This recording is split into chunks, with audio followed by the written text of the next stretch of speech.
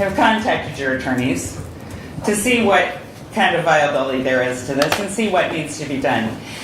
We're not going to sit around and wait for y'all to decide to take action. And the remaining commissioners who are not party to this, that would be non-feasance of office for you to not bring it up if you have information that there is possible violations of law by members of this board. You are required to look into it. You are required to report it to your lawyer to get some information. So we're not going to sit around and wait until you decide to maybe take a look at this. So I would suggest that you might want to do that, because there are plenty of people who are very upset with this, and action will be taken. Anyone else wish to address the board at this time? Morning, Bruno Cortez. I live in Hillsdale. I'm given to understand that the commission is considering funding Hope Harbor to the tune of $150K a year. And I would ask you to vote no on that proposed funding. I'm actually kind of confused as to why this is even being considered. I've been hearing about this organization for a while now, and none of it is good. Its tendency seems to be to impose costs and trouble on the public and ask the public to forgive or absorb the consequences of that burden. So this organization, first as Camp Hope and now as Hope Harbor, has been a steady source of trouble for the surrounding neighborhood and for the city. It has drawn complaints, dozens of public safety and fire calls. It's missed almost all of its deadlines, cleanup costs, zoning disputes, and now it's in litigation against the city of Hillsdale, and that's the record that we're being asked to subsidize. And from what I can tell, that behavior may or may not have changed. I don't know whether or not they are, supposed to leave by June 15th or not. If they're still there, why? I don't know. But I'm not opposed to the cause itself. But why? A public organization or a private organization, can have good intentions and still become a public nuisance. Right. So those good intentions don't change the fact that other people have to deal with the consequences of their actions. So at this point, city officials, code enforcement, city workers, and neighboring residents have all been dragged into problems that this organization has created or refused to solve in an ordinary and reasonable way. And then when the city and the taxpayers are forced to come in and clean up the mess, we're asked to assume the costs of the cleanup and to soften the consequences of that kind of misbehavior. And as far as I can tell, that's completely backwards. Other counties, from what I gather, have very strict benchmarks and reporting requirements that are meant to prevent organizations with that kind of record from receiving public money. Is that not so? Right. And if I were you, I would not want my name associated with this decision, because you're not only rewarding an organization with a record of misbehavior, but you're supporting one that seems to be unwilling or unable to govern its own residents. And there are very vulnerable communities by Hope Harbor. There's the prep school, there's the rehab center, and there's Apple Run Apartments. Right? So if private citizens want to support Hope Harbor, they're free to do that, but I'm not comfortable making public money the backstop for this organization's choices. I'm sure there are other organizations, or they're not, that are just as worthy of that money. And that money is not here to pay private overhead for an organization that's already required public bodies to spend time, and money, and manpower cleaning up its problems. And so for those reasons, I ask you to vote no. Thank you. Anyone else? Anyone wish to address Hello, I'm Joshua Wechter. I live in the city of Hillsdale. I want to reaffirm wholeheartedly what the previous speaker said, displayed very nicely all the points that I wanted to make, were so I ought to vote no on the Hope Harbor funding. Again, something I want to zero in on that was mentioned there at the end of the previous comment is the fact that this organization really even shouldn't be called that, right? Like this is a person who runs a quote unquote stands up as an organization to effectively allow people to misbehave, right? And this is what the public record shows, that the people who are at Hope Harbor, the unhoused, if you want to call them that, are constantly misbehaving, they're shooting up, there's no accountability, and actual, like, normal people are being asked not to fund this, like actual taxpayers, right? You never get a break, right? So, you're going to pay, as part of this, in the agreement, as my understanding, a salary of, $66,000 roughly, give or take, to this director. That's what this is, that's what actually this money is going towards. What, a huge chunk of it, closing it on half. So sure, I could allow the unhoused to come to my backyard and shoot up and terrorize my neighbors, and then I should come before this body and ask for a full-time salary, apparently. Because that's really what this is, that the people who misbehave, the people who are the worst actors in our community, they're the ones that you're always rushing to give my tax dollars to, right? I never get a break. I come before this body always finding out about different ways that you want to disperse money to everyone except the people that need the money. There's no jail, there's no more money for a jail, there's no money for the sheriff's department, we hire more officers or give them better benefits. There's nothing, that never becomes before this body. It's never something they're concerned with. How do we give money to the lowest elements of this quote-unquote elements of this community? Not really part of the community, actually. The community is regular citizens like this who take the time to come here, who pay their taxes. And the reality, too, by the way, is to claim that, no, this money, we're making sure this money won't be used for the lawsuit. There's no oversight for nonprofit organizations, barely, and you know that. The idea that you guys are going to actually keep a close eye on whether the money is being used for the lawsuit or not is totally ridiculous. So you're effectively asking me and everyone here, everyone in the county, to pay money to fund some woman's salary so she can allow these people to misbehave, and so that then you can also sue the city, which I also, guess what? I as the taxpayer am also paying for, so I get to pay for both sides of the legal battle here. That's effectively what's going on. You need to cut this out. Come on. There are all these other organizations. If you care about the opioid crisis and helping people, there are lots of better organizations in the county that you could be giving money to.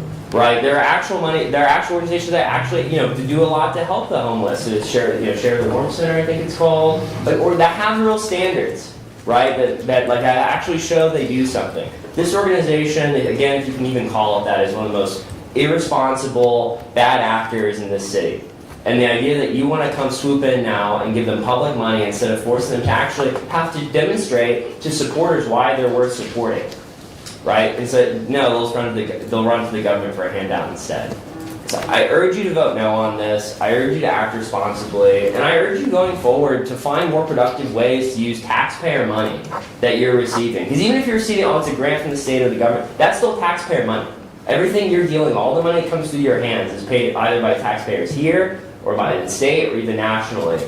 And you need to be responsible, you need to be a responsible treasurer of those funds and disperse them in ways that are actually going to build up the community that you're supposed to be serving. Thank you. Thank you. Anyone else wish to address at this time? My name is Cheryl Kaiser. I'm from District 3. I live at 2260 Reynolds Road, and I'm very nervous. But I commend these young men. They've done the research. So that made mine very sharp. Money should go to specialized treatment centers, like it has. There's your true turnaround point.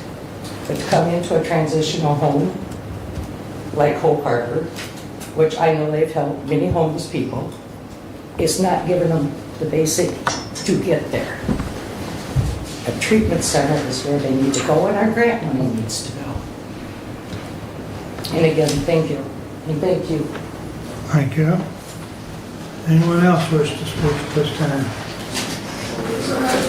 I'm bringing some levity to the meeting. I brought you guys all gifts in gratitude for everything that you do for us. I've got some board games here as a prop. on what's going on here in this county. My name is Stephanie Scott. These games here are to represent all the different entities of our county government, from the sheriff's department that refuses to investigate due to a conflict of interest with the county clerk, to a county clerk that will run illegal elections and nobody will say anything, to the county commissioners that hold the checkbook and have an ability to hold these people accountable, to the county prosecutor who won't take any information because she says she has to take it from law enforcement, when the law clearly says when any information is provided to her. Let's see, we've got a canvassing board that understood or read the law the same way and were threatened with a misdemeanor by the corporate attorney who skipped a whole step that if the canvassing board can't canvass an illegal election, it goes up to the state. But no, they get threatened with a misdemeanor automatically. So what these games represent are all the different rules that all these entities in Hillsdale County are playing by. And I don't know if you guys know each other's rules by the game, but us citizens are left on the side here.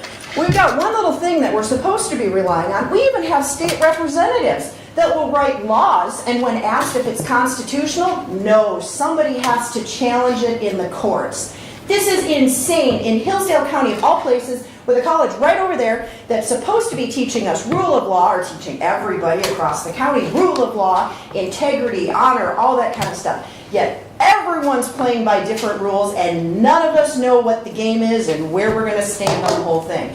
I am so disappointed in this county. It's ridiculous, and I urge all of you to read what you're supposed to be doing and stand up for rule of law. Thank you. Thank you. Anyone else wish to speak? Thank you. My name is Jean Heisey. I live in Ward 4. I have two concerns. One is that the job of you gentlemen is to represent us voters who put you in office. You are to represent us and to protect us. And the second thing is, I believe that Hillsdale is becoming and will be becoming more so as a magnet for the ne'er-do-wells, because they can find free services here of all kinds, and that I fear will grow tremendously. Thank you. Thank you. Anyone else at this time?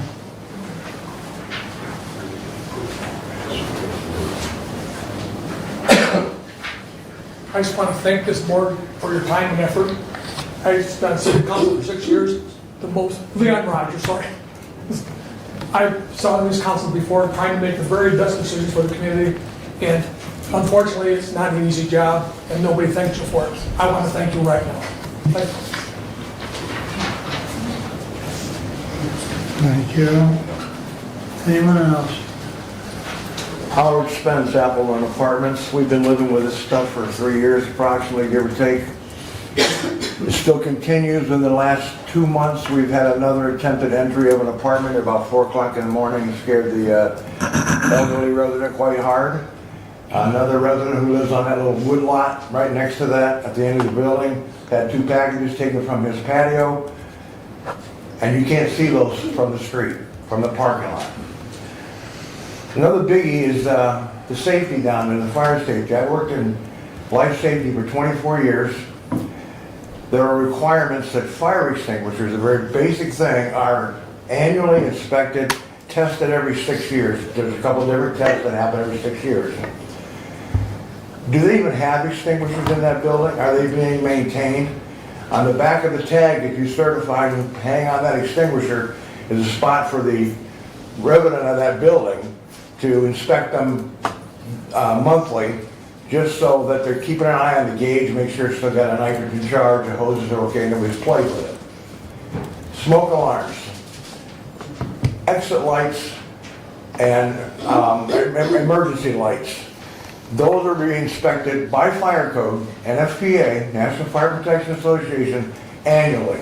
Now I realize we don't have an official fire inspector in Hillsdale at this time, and I haven't had one for a number of years.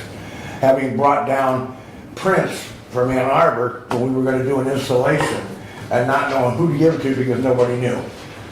I realize that's going to be corrected from what I've been hearing.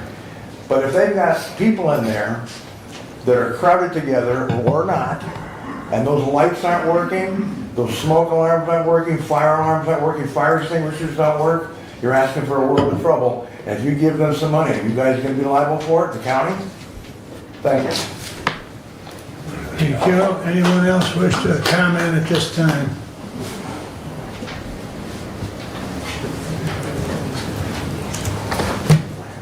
James Edward Thomas, 2200 Bar Street, Hillsdale Township, Michigan, Pine Hill Poultry Farm, state certified officially a couple weeks ago.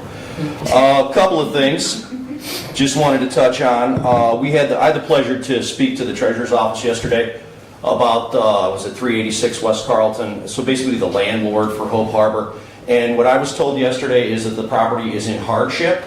And if you look at the GIS, you look at the PDF on the GIS, they're a little bit over $14,000 back in taxes, according to the GIS.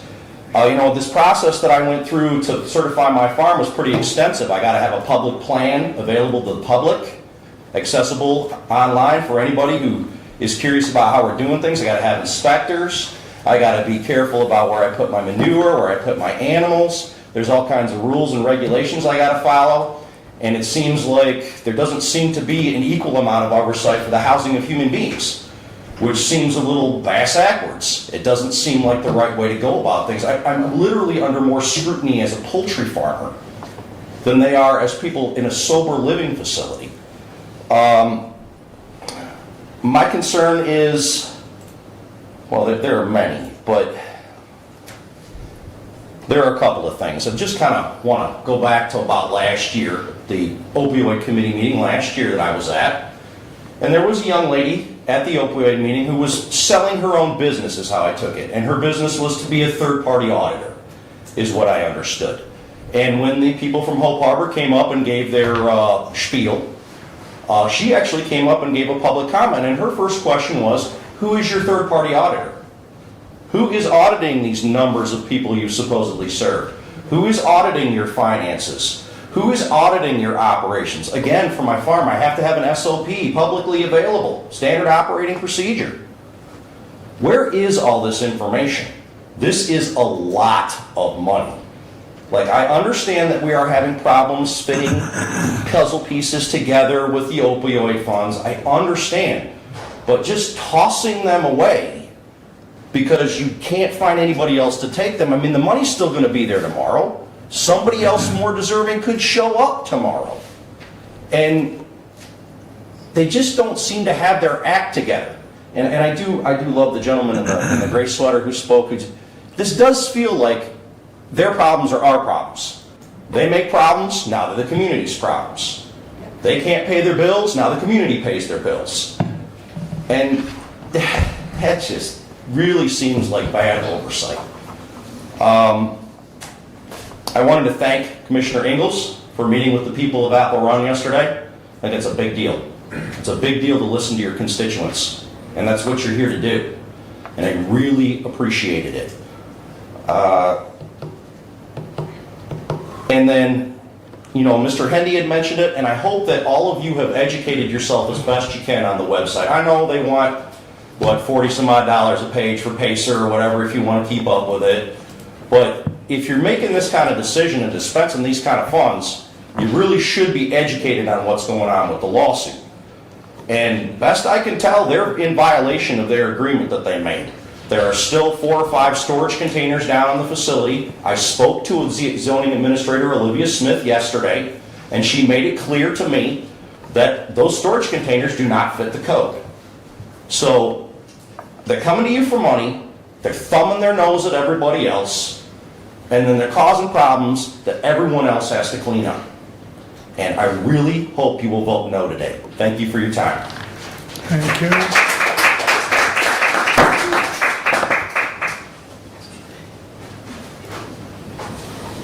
Here we are again. Because Your name, please. are you going to put a prerequisite on my right to redress my government grievances? The rule is your name. Everyone's Clearly you don't follow complied. rules, so Your name, please. we're here because of either incompetence or Sit corruption. down, Lance, if you're not gonna No, give your it's name. your listening, so it's okay, go ahead. Sit down if you're not gonna Hey, give you're- your name for the record. You're free to violate my First Amendment right You wish. You've been removed from one meeting. Do you want to create a scene here and be removed from another? You're free to do that if you wish. Otherwise, I would move that Mr. Lashway be removed for disturbing the peace at a public meeting. I'd like to make a comment, Leon Rogers, Hillsdale. I'm sorry, I'm without my name, is that all right with you? no, you can do whatever you want. Oh, good. The location for Hope Harbor is not where it's at right now. Hopefully in the future, the new board we have, I'm sorry. Gavel that. Yeah.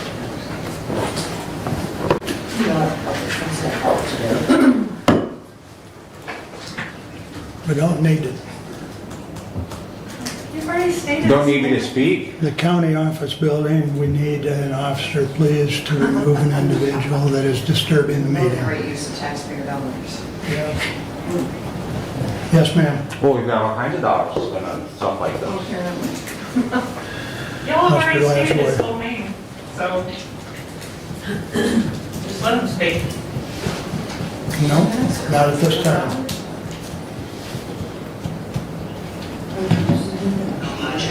Refusing to follow the board rules and in the same incident, basically, as the city council meeting. Not disturbing. At the podium, in the room. Yeah, in the conference room at 33 McCollum. Well, you know what, ladies, it's time for their meeting. Black hat and gray sweatshirt with Mac on front of it. Giving it instruction.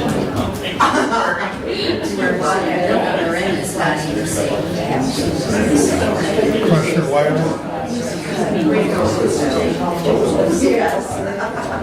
Thank you so much. So should I take my 3 minutes, or shall we wait for the police to come? I don't know. This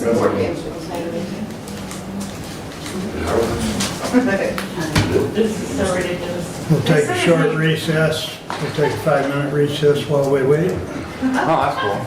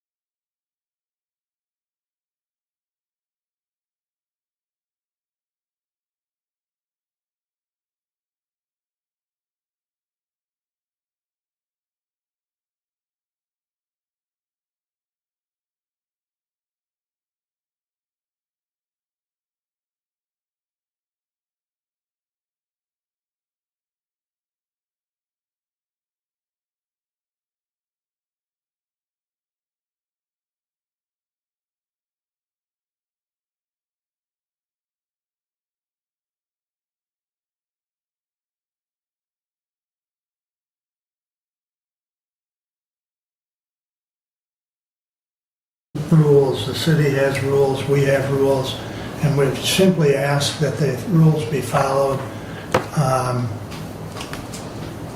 And that's just the fact of the matter. So we will continue with public comment after we have an assigned time for the architect that was going to join us at 9:30. We need to get on to him. I apologize for our standing order, folks. We will get to you as quick as we can. With that said, Doug, let's get started with the architect, please. Okay, Jeremy, are you online? Yeah, so I'm here with Jason Foxman from Expressive Architecture also. Okay. Thank you. Jeremy, I went through the courthouse, the historic courthouse, approximately 3 weeks ago, and today is his opportunity to provide an update to the full board of commissioners. Jeremy, I hand it off to you. Thank you. Okay, thank you. So we'll start with saying your existing courthouse is a very beautiful building, but it's a very challenging building, as you know. It's tall out of the ground. There's handicap accessibility challenges. There was I think about 20 years ago, that entrance addition done to address some of those concerns. So getting in the shape of the building and the very thick structural walls also present several challenges. So we were asked to look at options for an addition, and we were asked to kind of lower the budget versus some previous studies you had done that were larger additions. So we've also been asked to look at increasing the security, kind of improving the flow through the building, limiting everything through one point of contact, and then once you're inside the building, you can address your various business for the day. So there's a lot to think about here in a very short amount of time. So what we're going to present is conceptual, but I was in the building and I understand some of the ups and downs and thick walls and structural challenges and all those types of things. So when we show you a path through, there's a lot of fire-rated vaults with historic record storage in this building.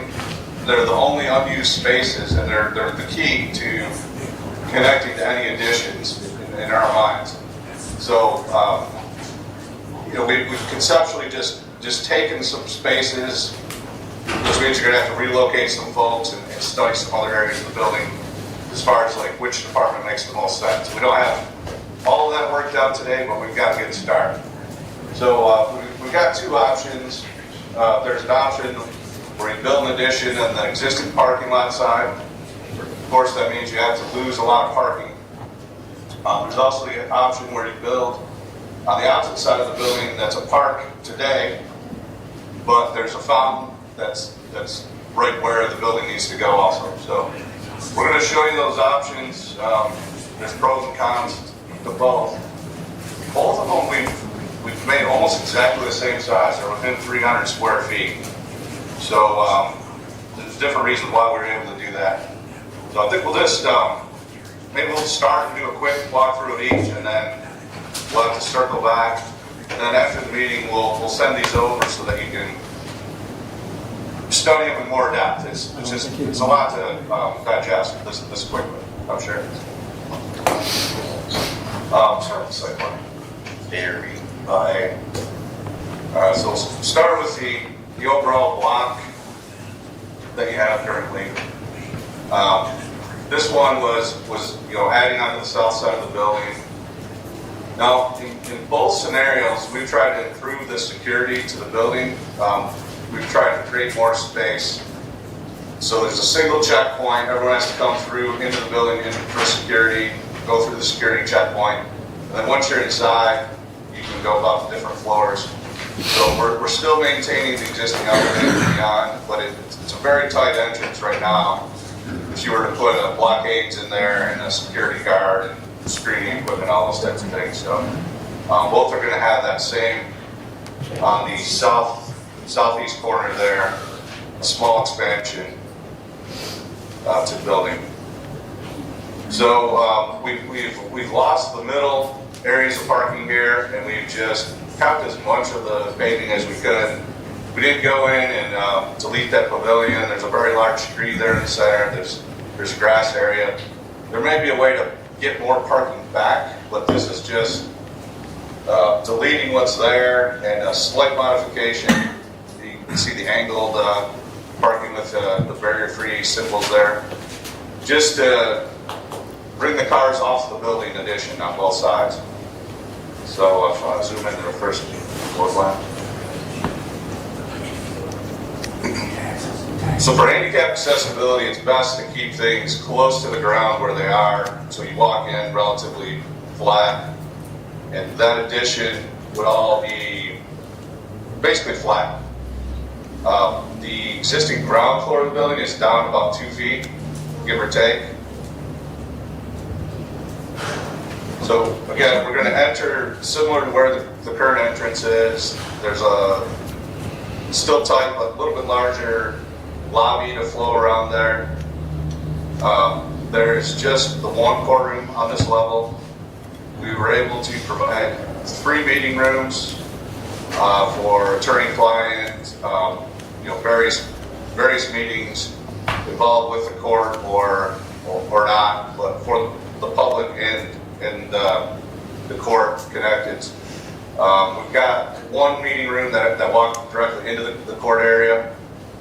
So on the top of this plan is where the public accesses everything. One of the key features, and we think challenges, is all of your staff is up in the air. They're 9 feet up in the air on what's called the first floor of the building. So if we don't do any way to connect the first and second floors of the building to this addition, everybody has to funnel through that pinch point, which is the existing large stair, the small elevator that was added about 20 years ago, and have to come all the way back through. So in all these scenarios, we've got a larger first floor addition, and it's give me the size. 1 second. It's right around 4,000 square feet. We've got about a 4,000 square feet ground level addition and about 1,500 square feet on the upper level. We'll just flip quickly to show you that. So on the right side here, the light blue is first floor space, but really this is 9 feet up in the air, remember. And this is all secured. This is all staff only. There's an elevator and there's a stair. And there's some additional office spaces. There's some additional barrier-free restrooms. You can see just to the left it says employee passage, and it goes through the clerk's office. It's sitting on our screen here, so sorry about that. But this is the only place physically in the building that is an easy connection to. So this allows you now to bring this entire first floor, going through a secured door, down to this addition. And then the top right corner of the existing building, it was formerly labeled General Office, Treasurer, Records.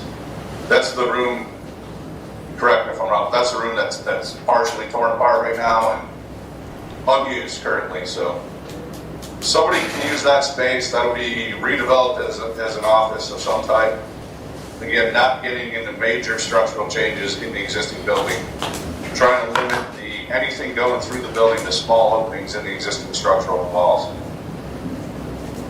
So again, this is all, at least the left side of the floor plan, the existing floor plan. And there's a potential, in some of the other court studies you had done, they built a temporary wall across the bottom side of that lobby to just limit the public there so that staff could roll through. And that's something we could think about doing again. And then maybe go back to the first floor, Jason.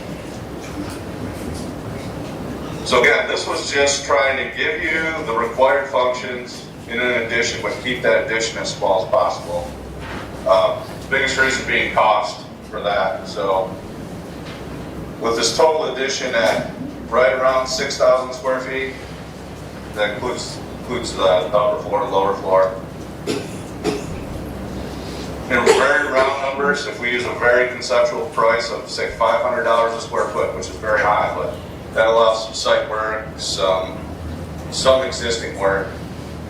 This is still landing real close to that $3 million real quick without fully designing it. So just each of these design schemes is about that size, and you're probably looking at that type of money. Now, the biggest challenge is with the historic building next to it, and you've already done an addition recently that's a very nice complement historically. It's tough to do and it's more expensive because of the materials, the historic materials and things like that. Even if you go more modern on this addition, you still need to have nicer materials to maintain the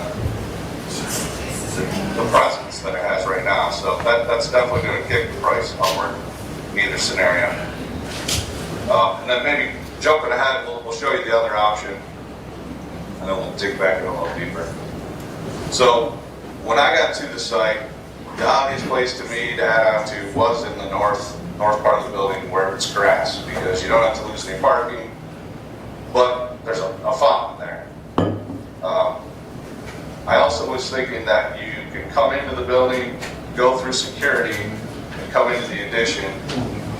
But again, the challenge is you have to squeeze through some of these narrow hallways and ramps and doors to make that happen. So with this version, we've only lost a couple of parking spaces because we've just we've created no parking area just to get a little more of a entrance that you have now, plus allow for the security barriers so they can't just drive through the front of the building. You can see right on the left side that on the angle there, the rectangle, it is where that fountain currently sits. And then we've placed a couple of new pieces of sidewalk connecting to some of the existing sidewalks. Some of the other sidewalks go away. So if you go to the first floor, Jason. With this version, we've got a small connection to the existing building. With the other version, we're building essentially a lobby along the building. So we lose one meeting room that we had on the other version. We had three, attorney-client, lawyer, whatever, flexible meeting rooms. With this version, we only had two because of the narrower connection to the existing building. You also have to bring everybody through the front entrance like you currently have. There's a ramp down to this lower level, and then you would have to, obviously we know there's ramps and steps in here. We'll have to figure out the cleanest way, whether we raise the floor or we move this addition down a foot or whatever it has to be to make it all so it's ramps. There is still an elevator again, so we want to be able to bring that first floor, all the staff that's on that first floor, we need to bring them into the court area without going back all the way through the general public.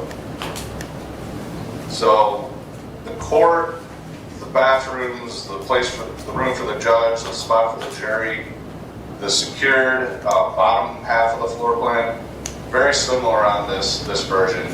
You keep a lot more parking spaces. There's a lot smaller connection to the historic building, which is easier from a construction point of view. And James, the second floor, please.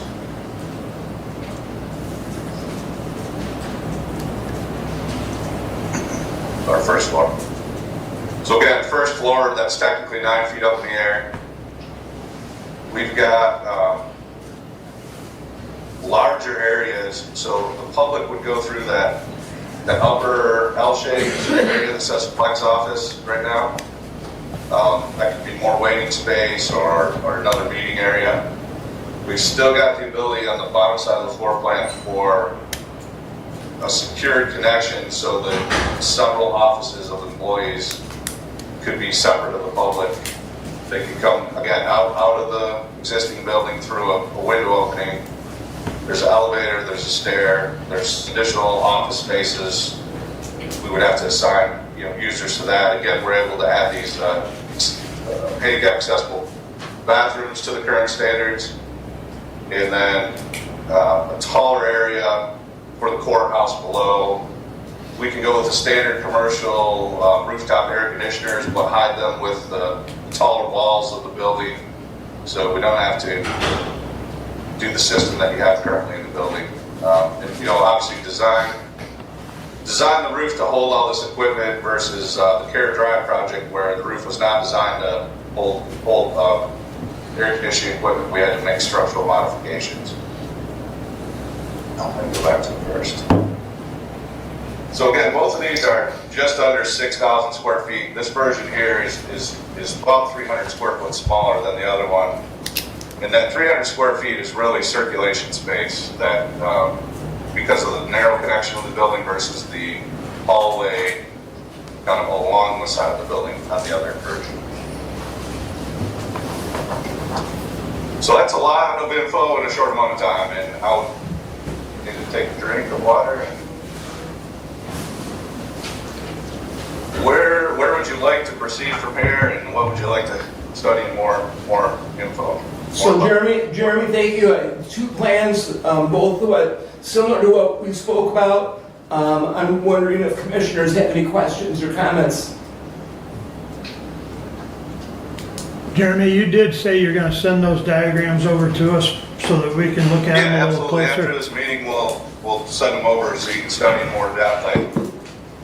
I fully expect you to have a lot of questions, and I didn't want to send them without being able to speak about some of the reasoning. Yeah, I think we'll probably have more questions after we can look at them up close and personal. Absolutely. Okay. Now, I guess just before we get into all this, can you show them the I'm sure you know that there's a very similar version of your courthouse in Paw where they've already done an addition. That photo, can you show them that? So, from what I've read, this building was built just a couple of years after yours, and it's almost the exact type of building. So they did an addition there, kind of a modern style. When you talk about historic preservation and historic design, this is typically one acceptable option. You go and you make it totally different, so it's very obvious which was historic and which is new. Or you try to replicate it exactly, which is very difficult and expensive because of all the detail that you, I'm sure, learned with the front entrance addition. So this is Paw, and then can you show them the site, please? Where'd you say that is, Jeremy? Paw. Paw, Michigan. I think it's Van Buren County, so right. Just the very western edge of southwest corner of the So state. this building is said to be the sister of our courthouse. It was built by the same architect, and it was built slightly after what we have, if I remember correctly, but it is smaller, and the addition is as well for their district court. I did walk through that building, and the historic portion as well has been completely renovated, to its historic fashion.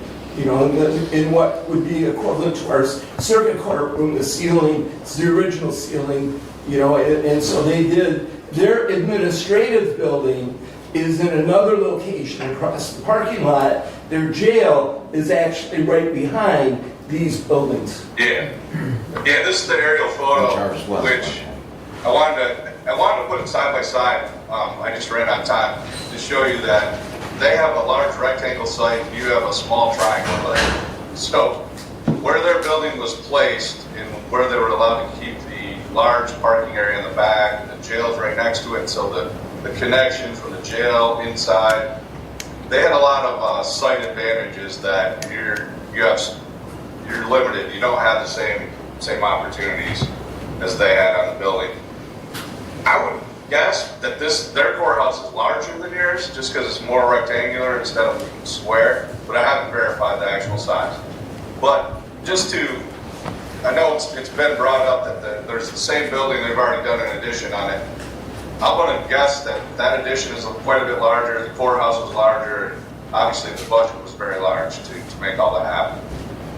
Maybe because they built it several years ago, it was less, but still a high budget at the time. So again, we can, I just wanted to show this as a reference point of somebody else has done it. That's an option of how you can add on to a historic. The design, the exterior of this thing is very challenging. As an architect, you want to respect the existing building, but that comes at a high cost. Everything you do, the high dollar materials adds up, as you know. And I just hate to put a pole barn next to your courthouse. You can't do that. That's the wrong. When you think of what's a cheap building to build, people always come back to a pole barn or a barn or something with metal siding. It's just not the right. It's not the right solution. So we have to obviously solve the floor plan issue first, and then the materials are going to be a huge talking point after that. But that's just a reference point. Again, I'll send you all this information so you can study a little closer. Yes. All right. So, yeah. Sorry. Back to where would you like to? Where would we like to?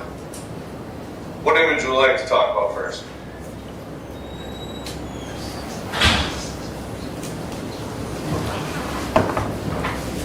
I'd like to see the diagrams. You'd like to see the diagrams first? I think where we're at, Jeremy, is what I'm hearing from at least a couple of the commissioners, they'd like to have the diagrams up front and personal before we get, so we may have to schedule another time to, have that Q&A. Yeah, that's fair. Definitely. I guess. Still functional option, or is there other options you're looking at? Yeah, I guess we have to remind all of you what our task has been. And first, we got hired with for the Care Drive project, and that was essentially an interior alteration. From a floor planning point of view and flow and everything, that building really does work pretty well. The biggest challenge was the other tenants in that building and the less fire rated, less structurally sound construction type that building was built with. Biggest thing with that building is that completely left this historic courthouse alone and didn't solve any of the challenges or make any changes or any of those things. So that in as a project was much simpler. I hadn't been to this building, spent a good part of a day there, and I spent several days there really to understand all the ups and downs and ins and outs, and it's very maze-like, and it's when you get into the rooms. One option we talked about was, and again, forgive me if this is going back too far, but the Care Drive project would be less money if the existing tenant wasn't there. Obviously, if the existing tenant's not there, you lose income from that building. So, and again, it still doesn't do anything with this building. We've also looked at a couple of other commercial buildings around town that were good options. I think because they had more site access and higher construction types, they were more built on one level, so handicap accessibility was handled. But again, those were owned by individuals, and there's a cost to acquire, then a cost to renovate and build. And we never discussed moving the entire court, all three courts, into either of those other buildings on other sites. But what would you do with this building if all the users moved out? That's a big question too. So we're challenged at every corner here. No disagreement there. Questions? No. Jeremy, Brad's got a question. Go ahead. And I'm really just asking for a wag here, a rough guess, but if we were to not have the challenges of placing HVAC on the roof, and we were not to have the challenges of the tenant in the lower floor of the Care Drive property, what would our cost reductions on the project be?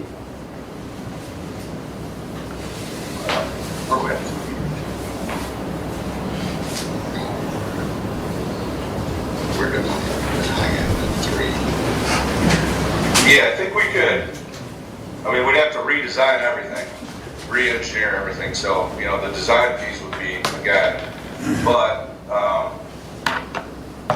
if we were at 2.5 to 3 million before, which I think was realistic, we might be able to get down to the 2 million aspect. So you wouldn't have to build, you wouldn't have to do the addition anymore because you could handle that on the lower level. Yeah, I guess to speak to Carrot Drive a little more, there's the top of the hill and the bottom of the hill on Carrot Drive. The bottom of the hill is another 10. Bottom of the hill is a concrete floor. So if we could use the concrete floor, we could drive a vehicle in there.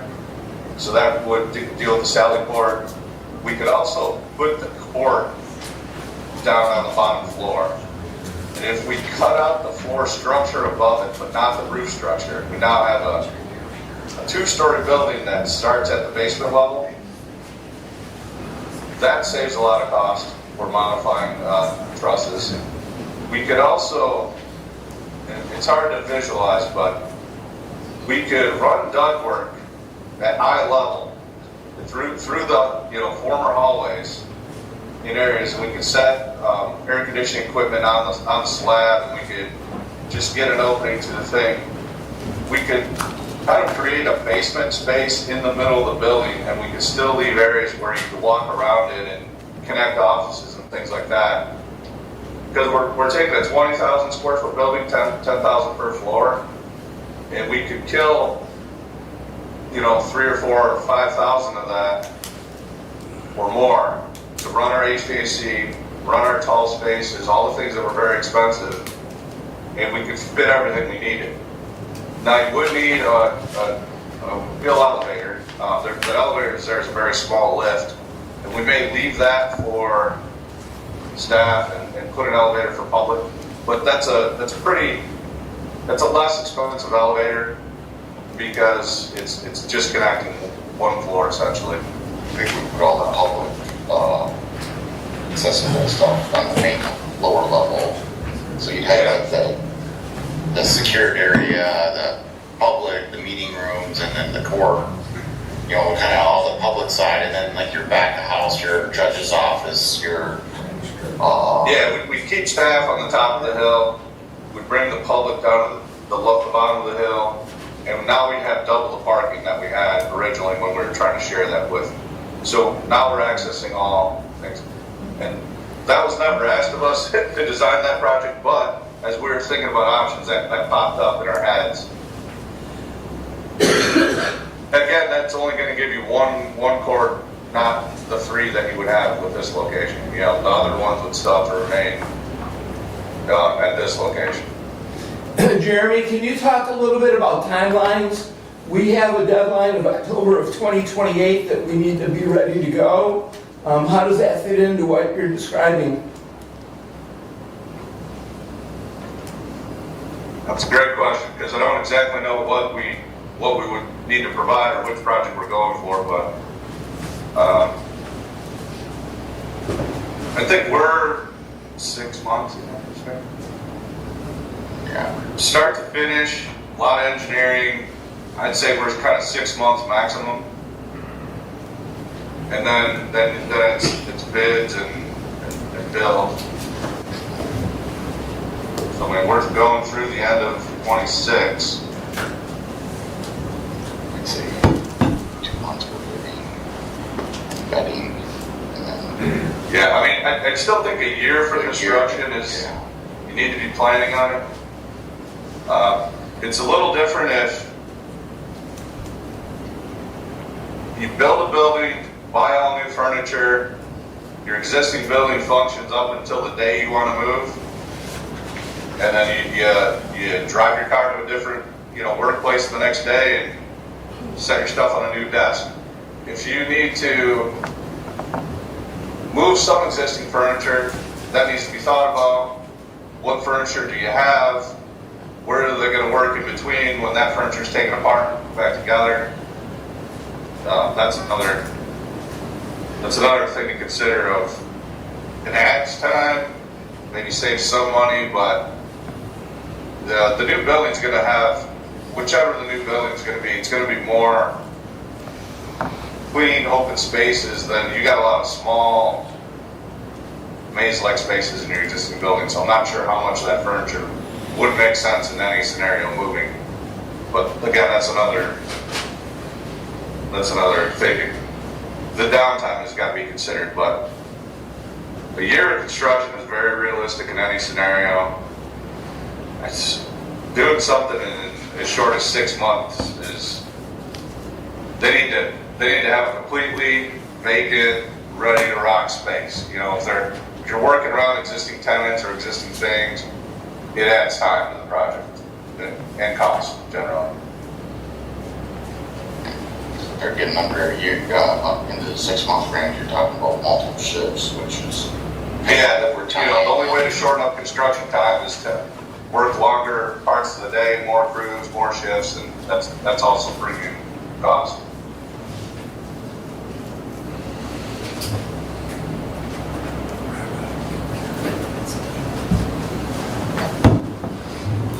I think we need to look at the diagrams, Jeremy, and like I said earlier, perhaps set up another meeting. Doug will get with you, and we can't make a decision today based on, I mean, you've provided some information, but we need to look at this further. So hopefully within the next 2 weeks, so that we can keep there, with the timeline you were just talking about, we don't have time to extend it beyond our next meeting. It's got to be done. So. Okay. Yeah, I mean, I guess the key to consider when you look at these floor plans, obviously they're just flat floor plans. I've at least walked through the building. I know the ups and downs. I know there's ways to connect these dots, and they're all a challenge. The good thing I saw is I don't want to say unused, I'll say underused space in these buildings, which is all your historic vaults and record storage. Obviously that's got to go somewhere. That's another project in itself. But at least there's rooms that could be used better. They're going to still cause some challenges. And our goal is to not ruin anything historic on this building. Not lose the beautiful wood paneling and all the fancy details in these lobbies, to really limit the activity there. But your challenge is, modern court design, you're going to have, the flow is going to be very different than this building allows. You'll have a secured area for staff, you'll have a different secured area if anybody's detained, and then you'll have a public area where they'll be able to flow around. So that's an extreme challenge in this building. The public area is very well established where your current entrance is. And, either one of these additions kind of rather quickly gets to the public area, gets to the next public area rather quickly. And then with some interior improvements, we can, connect a few more dots on the first floor of the building at least. Got to absolutely do a new elevator in the new building, which is a lot easier. Building ground up, putting the elevator in, putting the proper commercial air conditioning equipment in, much easier to do. And then, like I said, our huge challenge is going to be, what does it look like? Because Care Drive, that was an interior renovation. The exterior of that building was not changing at all. It's just, other than patching in some holes in the side walls where they had small air conditioning units before. Probably would have got a new shingle roof. Doesn't look like a courthouse, doesn't have a prominence or historic presence or any of those kind of things. This building obviously is very dignified, important, kind of center of town, landmark of a building. Jeremy, I think we're set for now. I appreciate your time, and you'll be hearing from me. Please send the drawings. I'll send everything to you, Commissioner Ingles, is that correct? And then you can distribute? Yes. Okay, we'll do that in 2 minutes here. All righty, thank you. All right, thank you all. I'll talk to you soon. Yep. Appreciate it. Yeah. Okay, we're back. Thanks for being here. Yes.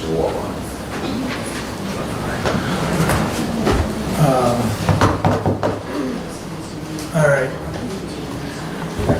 You and I will get on that. Public comment, we will continue until we have posted public hearing, so we'll have to break at 10:30 for that public hearing, and then we'll keep going. But is there any further public comment at this time? There is a second public comment at the end of the meeting. Good morning, Commissioners. My name is Lawrence Peter. Thank you for an opportunity here to speak with you this morning. I sort of have a sense of deja vu being here with you discussing another funding issue that doesn't seem to be thoroughly thought out and wrung out for the satisfaction of, the interest of, the consideration of the many taxpayers that are involved here who have spoke much more eloquently than I will speak today. Fact of the matter is that we recognize in Hillsdale County, going for years now, that there's a homeless issue, the homeless issue and all the attendant related issues to that, the drug abuse issues, the criminality issues, the concerns for general safety and welfare of the taxpaying citizen, I think was well represented by one of the men who spoke earlier today when he said about the lawsuits that he's getting it in both directions. He has to fund the lawsuit from one side and then pay for the defense of the lawsuit on the other side between city and county. And while I wouldn't presume to speak for any other taxpayers, I think what I've observed here is that we have a variety of different social services that are all trying to address a problem. And we have some money. And there seems to be an idea that we can spend money and somehow or another we can then turn and say, well, we spent some money on that, we're waiting for the result. And as my wife constantly reminds me, Lawrence, I know you know how to spend money. Why don't you think about figuring out how to save some money? You know, spending and spending and spending is not necessarily a mark of good feasance of the taxpayer resources. We've got an issue. Wouldn't it be a matter of enlightenment that we could bring together a bipartisan working group from the city and the county, led by smart representatives of the citizens here, maybe even one of you commissioners and someone from the city council, who could work together. We could once and for all try and knock this homeless issue on its butt. There's a lot of attendant things. You know, the drug abuse that goes on requires testing, requires validation, it requires accounting that someone else mentioned here. None of that seems to be in evidence. And I'm told informally by people who've been in this environment that sometimes the people who are in there are actually drug dealers who are trying to keep people hooked. I mean, this is really nasty stuff that people of a more gentle disposition, such as myself, I've never spent a night in a homeless shelter. Not that I'm necessarily of a gentle disposition, but you know what I mean. Aren't attuned to.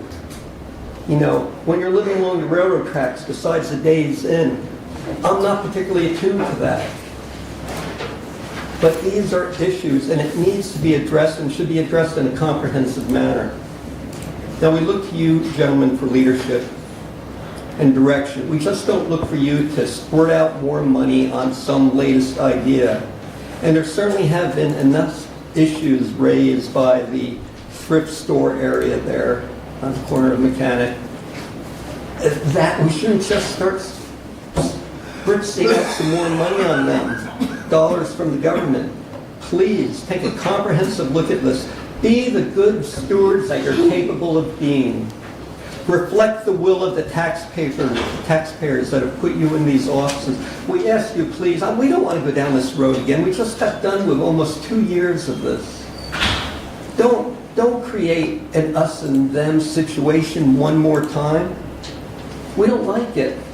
Now, I'd like to be here and see the whole meeting. All of us would like to be here and see the whole meeting. But you know, a third of the people, maybe half of the people that were here this morning have already had to leave because they've got real jobs to do. I've got to leave right after this. I'd like to stay and watch the rest of it. But we've got real things to do. You've got a real thing to do, and that's to be the representatives of the taxpayers in this county. And I ask you, I know you take it seriously, I ask you to take on board being a good steward of these resources. Just don't fire hose some money at this and say, well, we're working it, we spent money on it, and move on to the next thing. Thank you very much for your time today. God bless you. Thank you, Lawrence, your time. I've got time for one more before we have to break for the public hearing. Is it better for me to speak when it's on turn or during public speaking? Public comment is where we're at right now. Your name, sir? I am Matthew Bentley, Councilman, Ward 2. I don't usually introduce myself as a councilman, but I do in this case because I'm here in that capacity to some degree. I want to give you guys the benefit of the doubt that you're not really tracking, except for Commissioner Ingalls, who is tracking what goes on in Hillsdale and city politics and city council and city staff. But we've been struggling with this issue since I've been on, since before I've been on, since Hope Harbor came into existence, I suppose. And city council is more contentious than this body, I think. We agree on very, very little. And I happen to be in the minority on most issues. But there is one political issue that we face that there's all but unanimity among the council and city staff. And that is this issue, Hope Harbor. As I say, we've been struggling with it for years. And now there's a lawsuit. This is the third lawsuit that we're facing in the last few months. And my fellow councilman and Manager Mackey and Tom Thompson all get very queasy when I start talking about it. So I'm putting myself and my city, frankly, in some legal jeopardy to be here to address this issue. Because I'm not a lawyer, but I feel like I must address you. Because if you were to pass this, it would be an egregious affront to our body and to our city, frankly. When Lifeway's struggle was going on, I was against the Lifeway's bond. It's not to be called the Lifeway's bond, but anyway, I came and addressed you then in a fairly belligerent manner. And one of us got the idea that we would discuss it at City Council. And it seemed like a good idea. City Council should weigh in on the Lifeways because it's a county issue and it affects all of us. So we got it on the agenda. And then, fairly proud of myself, I went to consult with a wise local statesman, and he had me consider that speaking as an individual is one thing, but speaking as counsel to the commissioners might be antagonistic and undiplomatic, let's say. So I heard him out, and we pulled that from the agenda, and we didn't discuss it. So that would have been, to my estimation, 1/100th of the bad blood that this might be if you're going to underwrite an organization that is actually suing our city. So I would ask you to reconsider. I'm not going to speak to any specifics of Hope Harbor or the homelessness issue, but I would be remiss if I didn't say, Share the Warmth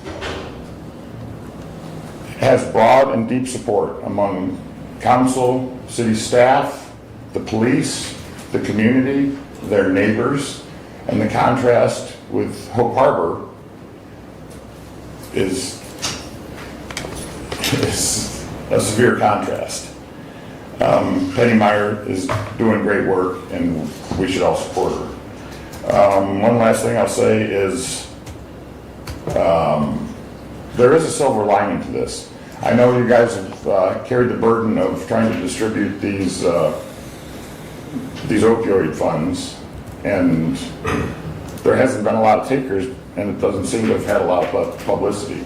So my impression from since Thursday when this came on your agenda is a lot more people are paying attention, and you'll get a lot more customers for those opioid dollars going forward, if I had to guess.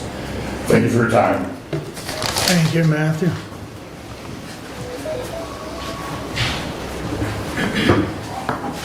It is 10:30 and we'll suspend public comment because we have a public hearing that is on notice. And we will resume if there's any more public comment afterwards. Anticipating, I'll get to you, Bob. how much time did you say it would take? I don't know. Depends on how many people want to speak during the public hearing. Regarding the public hearing item. Mr. Chairman, I would move that we go to public hearing for the consideration of the adoption of ordinance 2026-1, the Hillsdale County Planning Commission ordinance. Do I have support? All in favor signify by saying aye. Aye. Opposed, same sign. We are in the public hearing phase of the meeting. If anyone wishes to speak in regards to the proposed ordinance 2026-1, which concerns the County Planning Commission.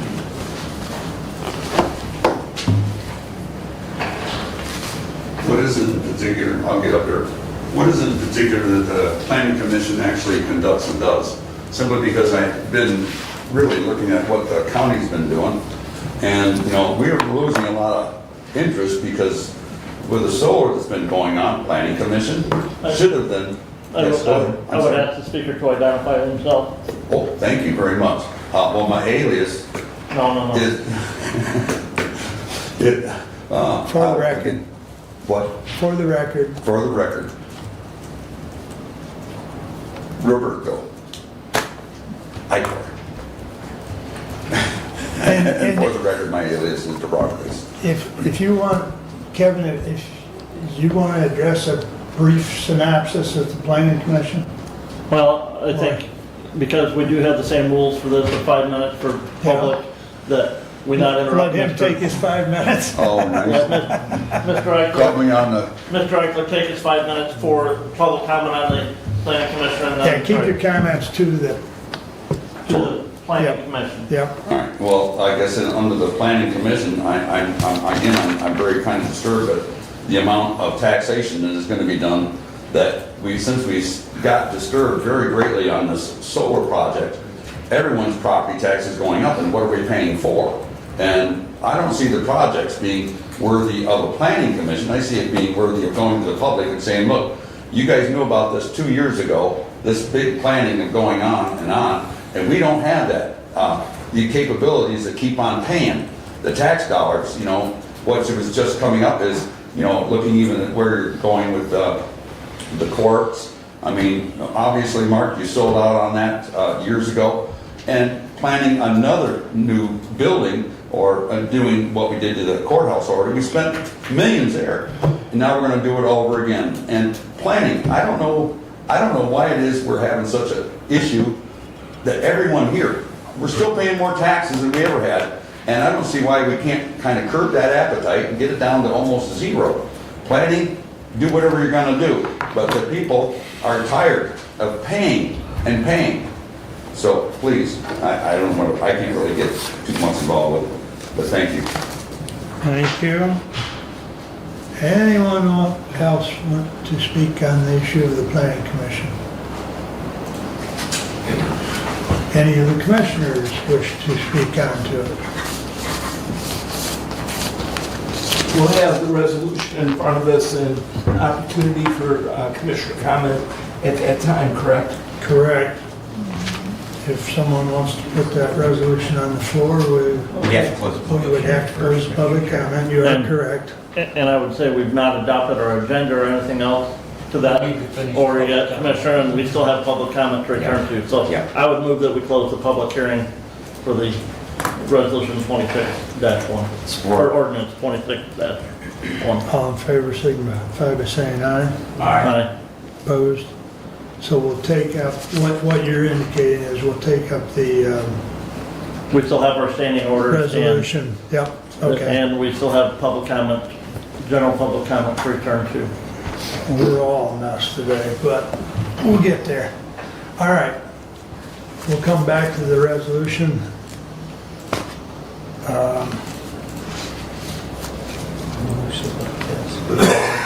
Back to public comment. Is there Yeah, a so- public comment? Just so we don't get too screwed up, we'll bring up that resolution under Kevin's report. Okay? Please make a note of that, gentlemen. All right, now we're back to public comment. Finish that up. Is there any further public comment? Is there any way I could add something? I was up once. Once everyone's done, we can decide that as a commission and allow time. Yeah. If there's anyone else that wants to speak before you, which, Yeah, listen. if the board's okay with her having a second shot, I don't see why not, but First off, I'm gonna hand this over to Mr. Leininger. I'd like you to at least take a look at that and pass it around. That is a coin. And I would ask that speaker to identify themselves again in public comment. Gracias, senor. Okay, Zabrinsky is my alias and Robert Eichler is my real name. Secondly, what's been going on, you know, it's astounding here. This is a 1775. Look at what that did. That was King George that took and compiled everything against the public, the colonials. 1776 independence. We are going to be celebrating a worthiness of these years that we've had this United States. And the Constitution. I must admit that, you know, this booklet is passed out at Liberty Hall by John Rutan at every one of his meetings. Anyone wants one, please refer to it. The other is that I continuously look at this constitutional makeup of what we have, and I don't see we're using that when you talk about rules. Rules are rules, not law. Law is something else. I got rules in my house, not in this public forum. You know, rules can be well addressed and abided by. People understand we want to do rules. We want to, you know, be nice about things. But all this time, Mark, many, many years of this stuff is going on. You always state, please be respectful. And I can't see it being respectful about jamming up new millages, which I'm hoping everyone will not vote any new millages in the next 3 years to cover this basis simply because they spent the money. Then they get another millage, a big one, and then they cover up another one. It's continuous. Now, I got to go back to one other thing. I was running for road commission, and I went to Abe the other day, yesterday I believe it was, and said I need to say not for me to run on the ballot. And he said it's already on there, can't do anything about it.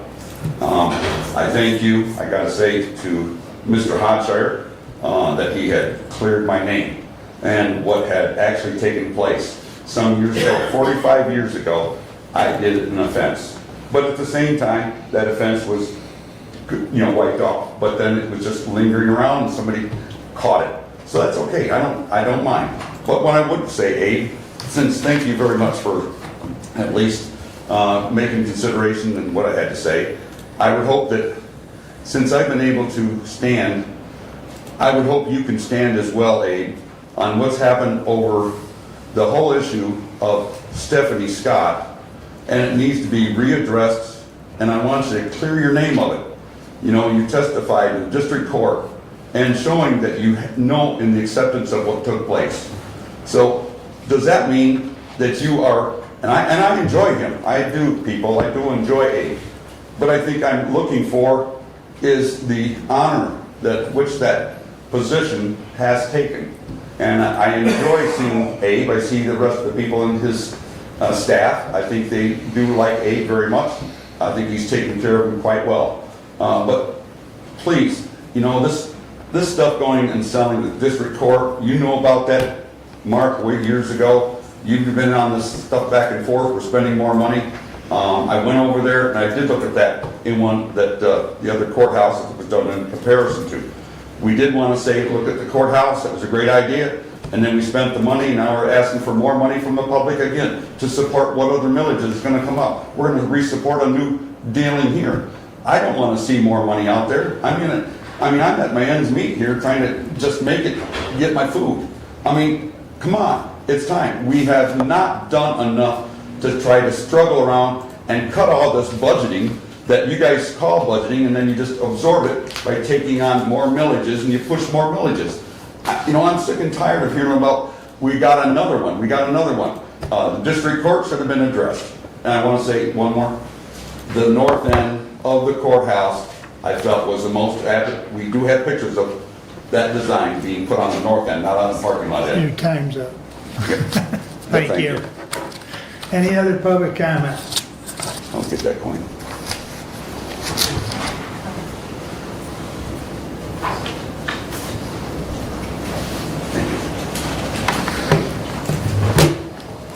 Good morning. Jamie Wisniewski, I'm the prosecuting attorney.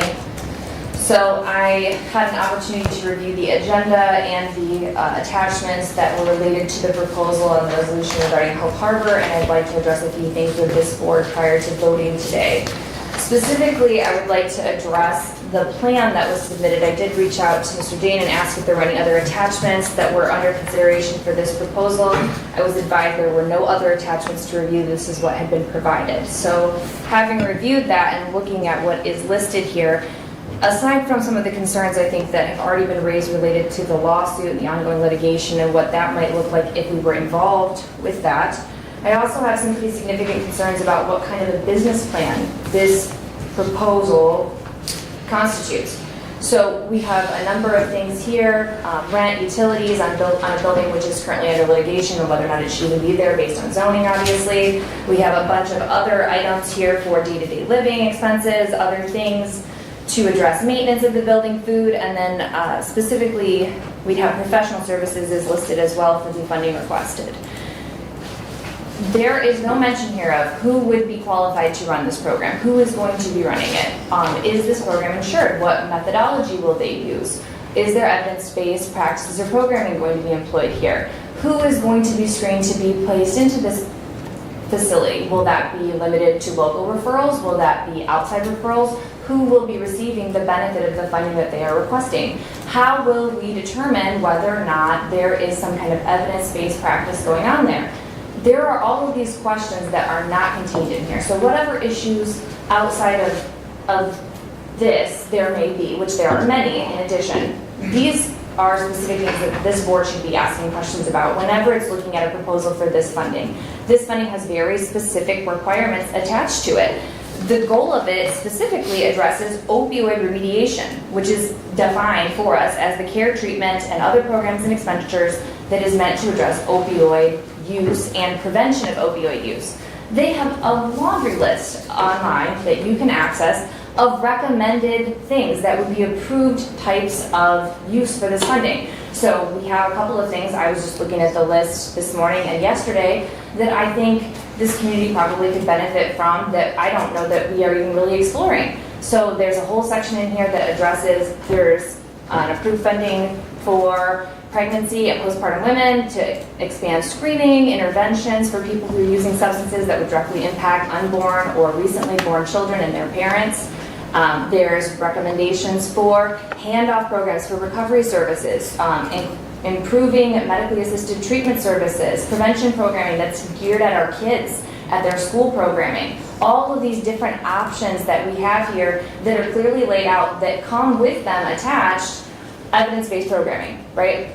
If you were to look into any of these, you would see that there are proven programs out there that address these issues already that we could look at toward funding with some of this funding. So for us to then consider a program that has provided from what I can tell, a one-page proposal that just outlines expenditures that total $12,000 a month without further inquiry, does not seem like we are being good stewards of the funds that we were given to address this very specific issue that I, as the prosecutor, can tell you very strongly impacts this community. I would say over 90% of the offenders that we see in our court system are there in some way because of substance use. Maybe the offense they're there for specifically isn't substance abuse, but it's substance abuse related in one way or another. And many of them, when we look at their histories, it is generational. Their parents had a substance abuse issue. Maybe their grandparents had a substance abuse issue. They were introduced to substances as children because of family, or they started using substances as children. There are a lot of things that we could be doing with this funding that I think is important. But I think it would be remiss for you to vote to approve this without asking a lot more questions, particularly given the ongoing litigation here. I just don't think it's appropriate with how much information is here. I don't see anything that tells us very clearly that this would be to the community's benefit because we just don't have enough information. If you want to ask for more information, I think that would be smart. But at this point, if you were to vote on this, I think that that would be a mistake. Thank you. Thank you, Jamie. Anyone else wish to speak? Hold on just a minute. Is there anyone else? Is this about Hope Harbor, or am I able to speak during Hope Harbor's time? You're not on, I mean, no, not during the agenda item, but if you want to speak at public comment, you do. Okay. You have 5 minutes, and then we'll get back to you. I'm Carrie Stewart, live here in Hillsdale. I'm board president for Hope Harbor, and I just wanted to address a few of the things that have been brought up here. The opioid lawsuit, money does not come from taxpayer. It comes from the massive nationwide legal settlements paid by the pharmaceutical companies, distributors, pharmacy chains responsible for fueling the opioid crisis. Our attorney does not and will not receive any opioid money. She does not get paid until we win the lawsuit. That is our contract with her. Our stay is not expired. It is something that the city is required to renew before each time that it's set to expire, or we would take it to court. This is a way in good faith that we're working things out without it tying up the courts in federal court. And the city is the one that's doing that with us. Robin will be on later on Zoom so she can answer any of those questions. She's our attorney. Yes, we do drug tests. Yes, we have zero tolerance. The drug tests are provided by Hillsdale Hospital. JJ sends those directly to us. We follow the drug court's color system. These are all things that we've addressed at the opioid committee over the last 6 months. They've interviewed us extensively and had us come back with more information for them. We are not specific to the address at 386 West Carlton. As we expand, we will need to separate men and women and have a different location for that. The salary, the Missy Disjardin is no longer associated in any way whatsoever with Hope Harbor. Anything that belongs to the Hillsdale Community Thrift Center is not associated, like their storage units and stuff, that has nothing to do with Hope Harbor. We paid to move them for her. Hope Harbor paid for that, just so that we would have a clear fire lane, and we worked with the fire department, and they came and inspected and told us that everything there was fine. And like all these questions have been addressed at the opioid committees over the last 6 months, and our attorney is also willing to discuss any of the legal questions that you may have during our time. And like I said, the opioid committee did a great job of making sure that we have all of the systems put into place that we need and work with us. Chris is working with us for evidence-based items and moving forward as well, and was pleasantly surprised when she found all the things that we do currently already have. So, yeah, we have answered all these questions, and I'm here and willing to answer any other questions that you guys may have. Thank you. Thank you. You will close out public comment at this time. So, state your name, yes. Cindy. State your name again and. Cindy Pratt. Thank you. I just got a text from my neighbor, more yelling behind the thrift store this morning, sounded like Missy was kicking out a transient. Lots of F-bombs. We can't even sit on our patios in the morning and have coffee because of the noise. And I talked to the zoning board yesterday, and the building is not up to code. Up to code maybe for 2 to 5 people, and that is it. And they have 11 people in there. Thank you. Thank you.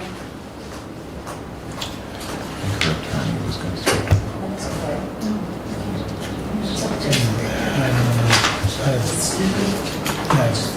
All right. I would move to. We got one last public comment. I'll recognize, if you'd state your name.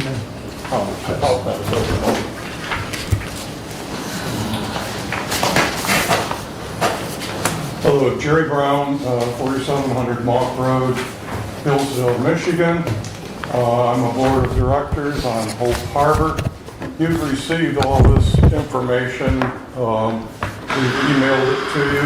But there's 2 very important parts of this letter. The first one is on members of the board of directors. We have a very, very professional board committed to running Hope Harbor as a sober transitional facility. There are many different levels of organizations trying to solve the problem of homelessness. We are just one level.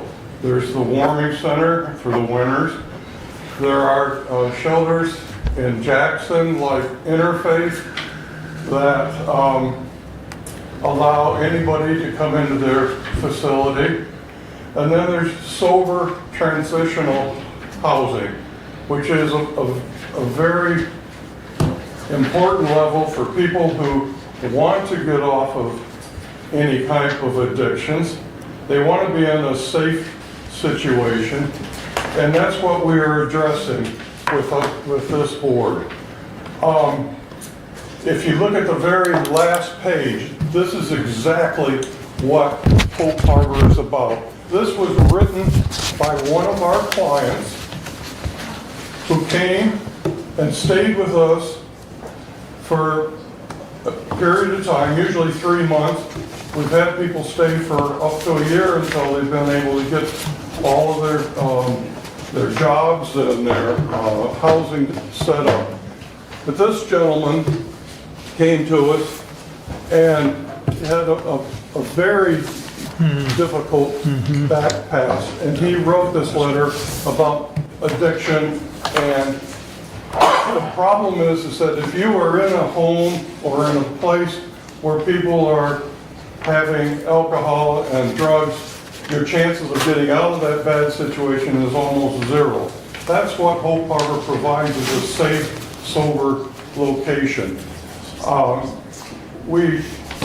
last board member, Amy, in March, she works for a social service department in Jackson, and she actually went out in March on the coldest day of the winter, went out on the trails and found a guy laying in a tent, frozen to the ground. Got her to Hillsdale Hospital, got him to Hillsdale Hospital. They were recommending amputating his foot from frostbite. He convinced them not to do that. He was there for several weeks, thank goodness for Hillsdale Hospital helping this fellow out, a young fellow. He had a terrible background. He lived in a basement of a house they called the parents. They would shove food under the door for him that was locked. Terrible background. He is now living at Hope Harbor, and he's been there for since March, after getting out of the hospital. He's going to church. He is making good friends with people who are sober. That's what Hope Harbor is all about. And it is a legal organization, and these people are protected by 7 different federal and state laws. All of these things have been made clear to the committee, and I know people hate homelessness. Our board hates homelessness. We want to get people into real homes, real jobs, real situations where they can be productive citizens again. Everybody in this room is a day away from becoming homeless. A car accident, a divorce, lose a job, high rents. We're here to try to help this segment. It's a legal segment. Thank you very much. Thank you. I'll ask one more time. Is there any more public comment? All right, we're moving along. I'd entertain a motion to approve the consent agenda. Support. All in favor, signify by saying aye. Aye. Opposed, same sign. Your correspondence is listed. Is there any comments on correspondence at this time? Hearing none, I'd entertain a motion to approve the regular agenda. Or you have a comment, Fred? No, I was going to make a motion. Okay. Moved and supported. I was going to move to approve the regular agenda with the removal of resolution 26-070. Point of order, there's motion on the table, on the floor to approve it as presented. That is correct. Do we have a support for the motion to approve as Kevin supported? Did I hear correctly? Yep. Further discussion? Is there any additions or corrections to the regular agenda?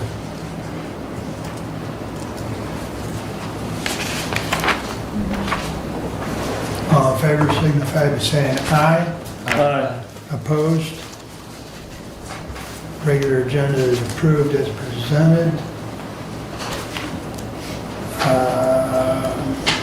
I would note though, please, that the resolution to adopt, well, it's already on Kevin. Never mind. I'll pick it up there. Thank you. All right, moving along then, we have the health officer here to give us the annual report. Good morning. Good morning, Becky. So I passed out just prior to the start of the meeting our annual report, and I'm just gonna, it's okay, Dave. Okay. Very quickly, just highlight a couple of things in here. So I think it's important to note on page 2 who our Board of Health members are. We are a district health department in Michigan, formed in compliance with Public Act 368 of 1978. And then because of that, we have 2 commissioners from each of the 3 counties that we represent. So here in Hillsdale County, we are represented by Commissioner Leineberg and Commissioner Collins. And so I wanted to just say thank you to both of them for the wisdom that they provide what we do at the health department. The agency directors are listed on page 2 as well. Our mission and vision are listed there, and then all the various electronic means by which you may find us. If I could also now switch to the very last page, page 10, you will see how we are structured on page 10. So you will note the organizational chart there. The Board of Health is our policy board, and then the different departments are listed underneath the health officer. So we have 4 director-led divisions within the health department: administrative services, which does all of the finance, human resources, IT, and other related items; environmental health, which many of you might be familiar with for wells, septics, food inspections, and other EH items; and then our personal health and disease prevention, which is WIC, immunizations, communicable disease control, and other items. Finally, underneath our umbrella at Branch Hillsdale St. Joe, We do have the pleasure of having the Area Agency on Aging 3C, which covers Branch and St. Joseph counties, not Hillsdale, as you know.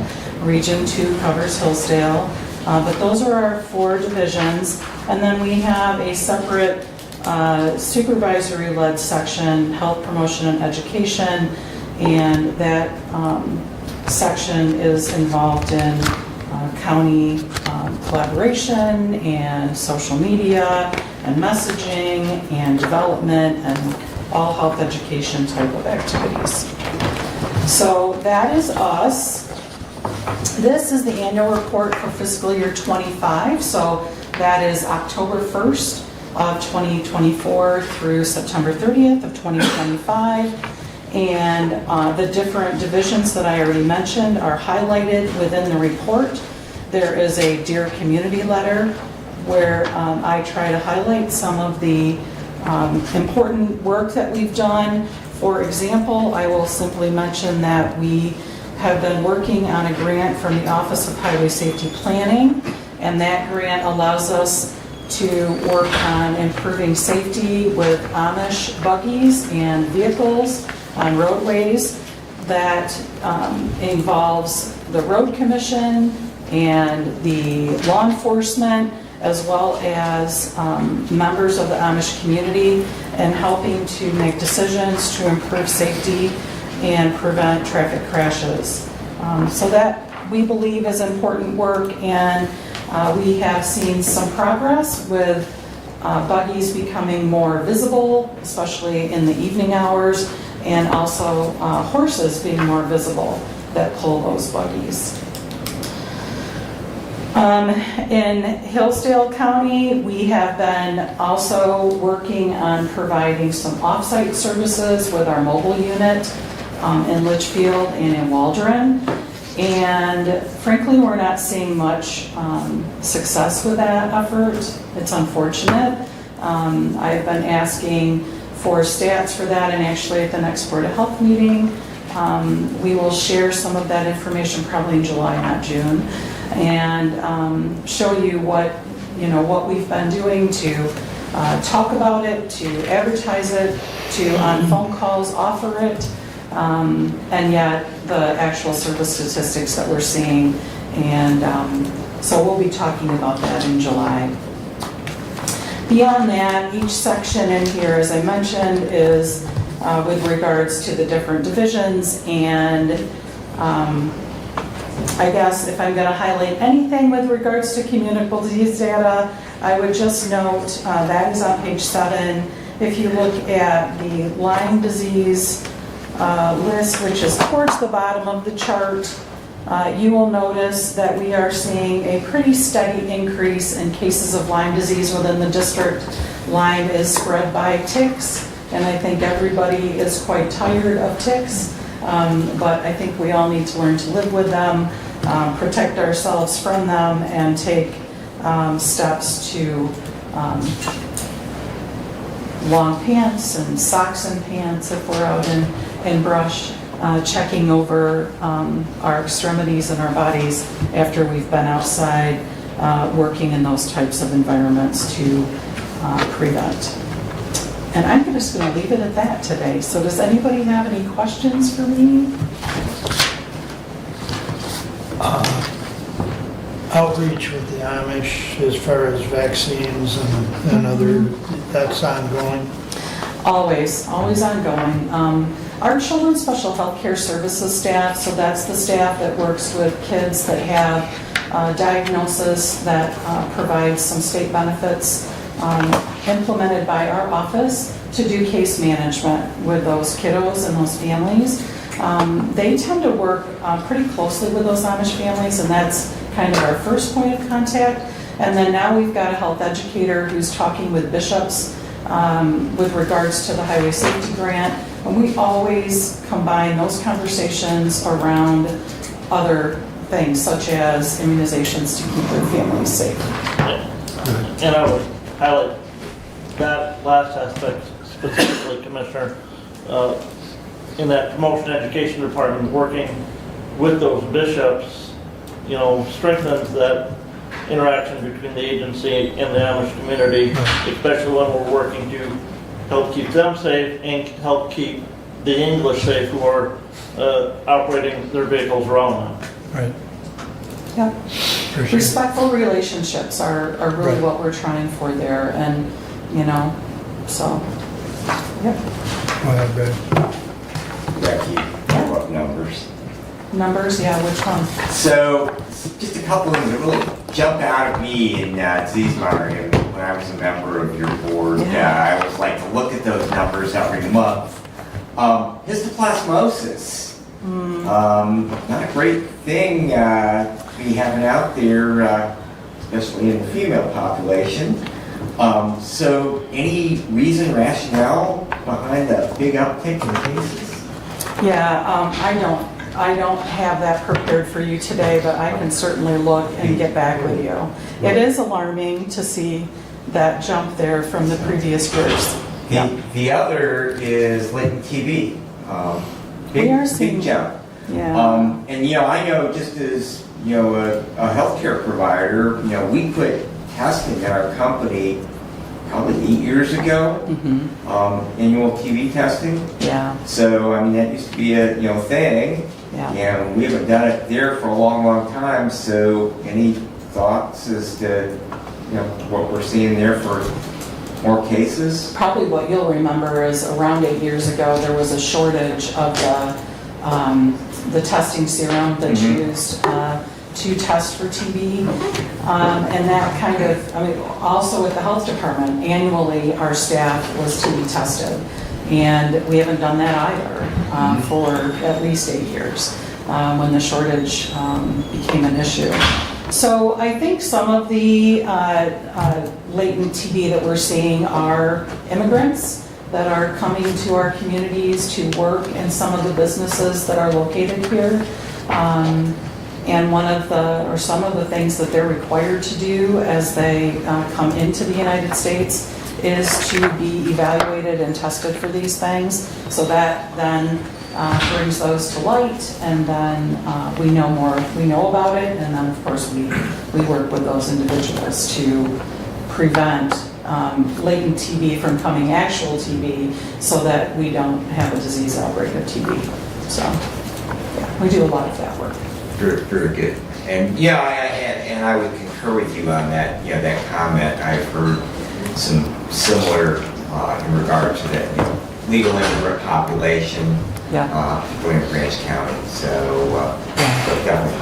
And then my last one is kind of a subject that I keep my finger on. Being very, very involved in the outdoors community, spend a lot of time out there myself. One of the rules of the House of God, if you recall that book, is you can't find fever if you don't take a temperature. Okay, so Lyme disease. Is it that we're seeing an increase, and I realize we track ticks and things like that, but is the reason behind the huge uptake because now we're testing for that titer? And I would be interested, and it's really more of a comment than a question, but I would be interested to see 10 years ago Lyme disease cases and number of tests ordered for titer. Yeah. And today, the number of tests ordered for titer, because everybody that gets a tick crawling on didn't even have to bite them, let alone have a bullseye rash. Right. All of a sudden, they want a Lyme disease test. And, if you have the titer, you have the titer. I'm just wondering, and it's really just wondering aloud, is the uptick because we're testing more, or is it because we really have an increase in Lyme disease? That's a very good question, and of course, I'm not really able to say with certainty one way or the other. But I do remember when the ticks that cause Lyme disease started progressively moving westward across the United States. And so it's probably a little bit of both. I think we didn't used to have the type of tick that causes this disease like we do today. And now that the population of that tick is really well established here in Michigan, we are seeing more of it, but there could be more awareness amongst the medical profession to test or patients to ask for it. So I think it's a little both. Thank you. Yeah, thanks. Yes, in your revenue and expenses, I see that there's a $368,000 surplus from 2025. I'm wondering what your fund balance is. I don't have that information with me, but we are pulling that together. That was asked at another commission meeting, and I will get that out to both commissions. Without going into detail, because I don't have it with me, I believe this is cost-based reimbursement funds that come to our agency. So we get, for individuals that we serve with Medicaid, we are able to bill and receive a little bit of payment for that. But it is, the cost-based reimbursement dollars are make-up money to make us whole because the actual Medicaid reimbursement is so low. So most of this extra revenue is unspent Medicaid cost-based reimbursement funds, but we will provide additional information in that regards to you. The thing with Medicaid cost-based reimbursement money is that we have to spend it specifically on the programs in which it is earned. So we are not able to use it to support administration, for example. It goes into like immunizations or Well, it's making those line items whole, is what essentially that you're is hearing you say. right, that's right.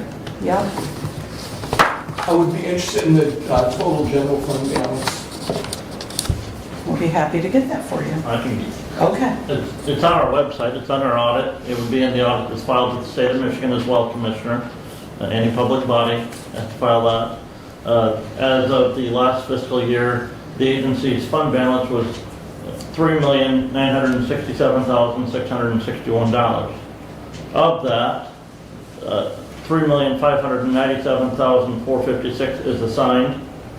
$146,656 is non-spendable because whether that's a capital asset or something that is part of that fund balance. And so the unassigned fund balance is $223,549. Thank you. Thank you. And again, that's on the agency website for all of you, and would be on the Department of Treasury website as well, where you can go and view local units of government's financial data, annual reporting. Thank you. There you go. Any other questions for Becky? While you're here, I don't know if you just want to give an update on the progress being made on our Three Rivers building. Sure, and why don't I start with our Hillsdale building? So the building in Hillsdale, we just completed installing all new HVAC equipment. Well, not the exterior AC units that look like ones you'd see in a hotel, but the internal units. So 4 furnaces, 4 air conditioning units that serve the original building, not the portion of the building that was added on for MCDC. So anyway, that project is complete. It should last, I hope, a good 20 years.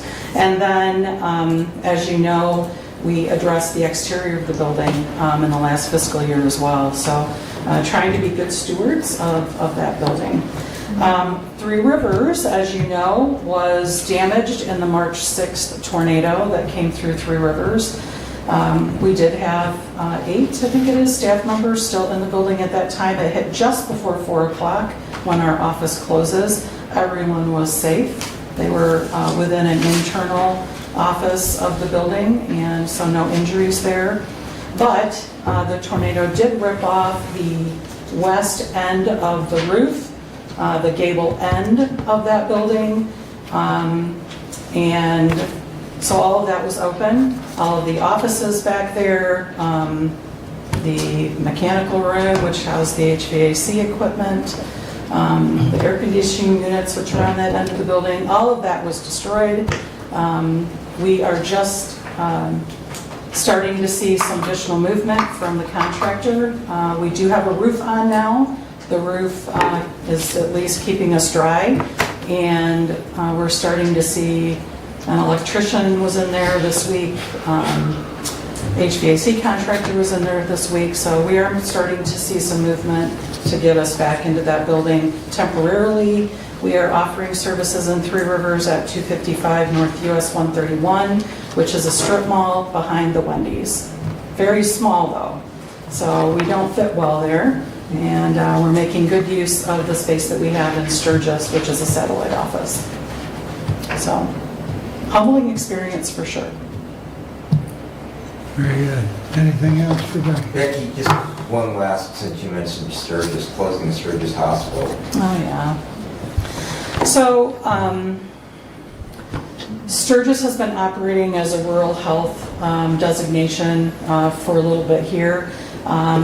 You know, the hospital has been in trouble for quite a long time, right? But yes, now as of Friday, they are completely closed.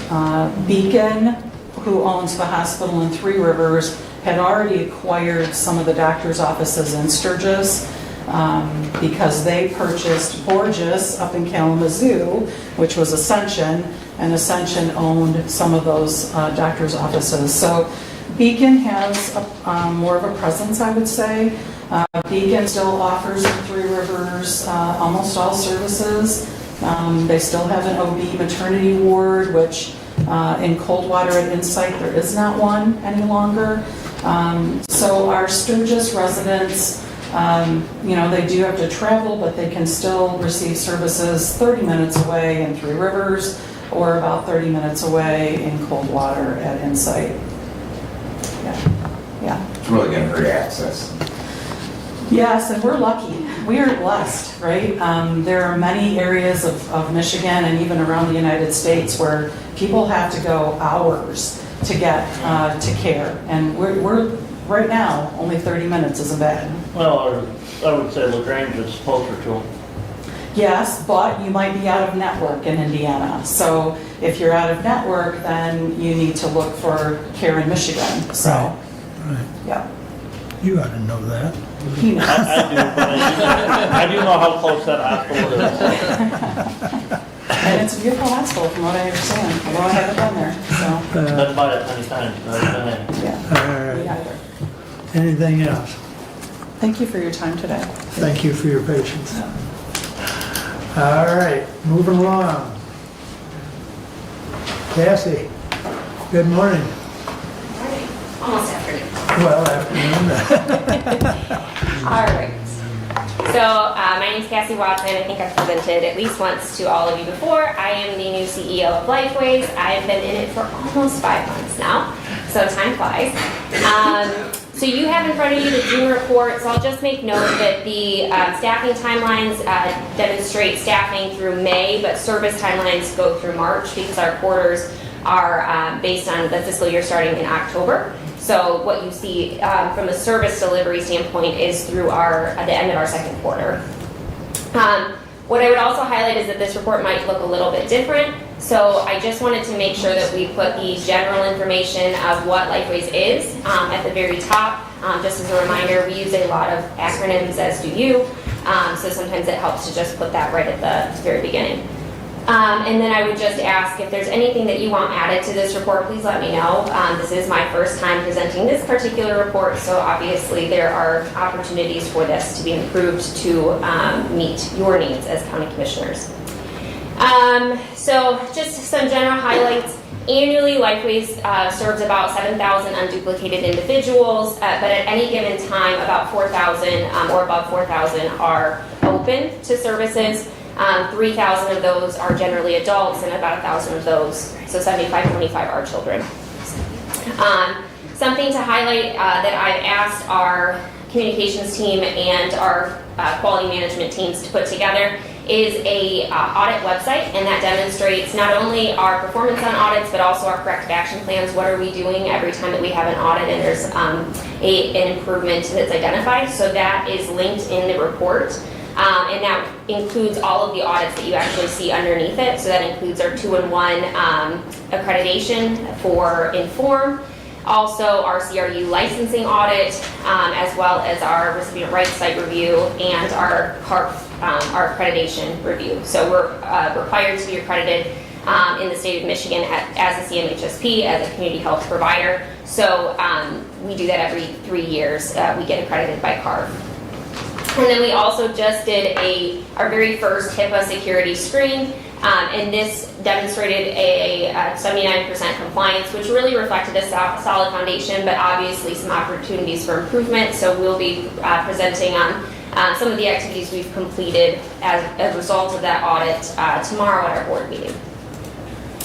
The next update is really just Mid-State Health Network. So as you know, Mid-State Health Network is our prepaid inpatient health plan. Essentially, they are the managed care entity through which we get Medicaid funding. And then we have a direct contract with MDHHS for our general fund allocations. So Mid-State Health Network has 21 counties in its region. There's not really any updates at this time from Mid-State Health Network. We're still waiting on contract extensions, contract renewals between Mission and MDHHS. The contracts, again, follow a October 2026 fiscal year start.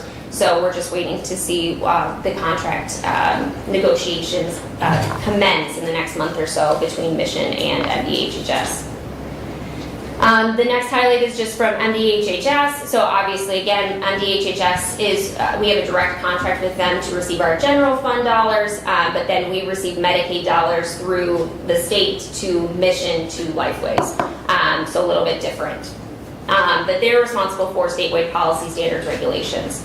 So the fiscal year 27 budget is ongoing in development. I believe both the House and the Senate have made their recommendations, and so it's the negotiation process.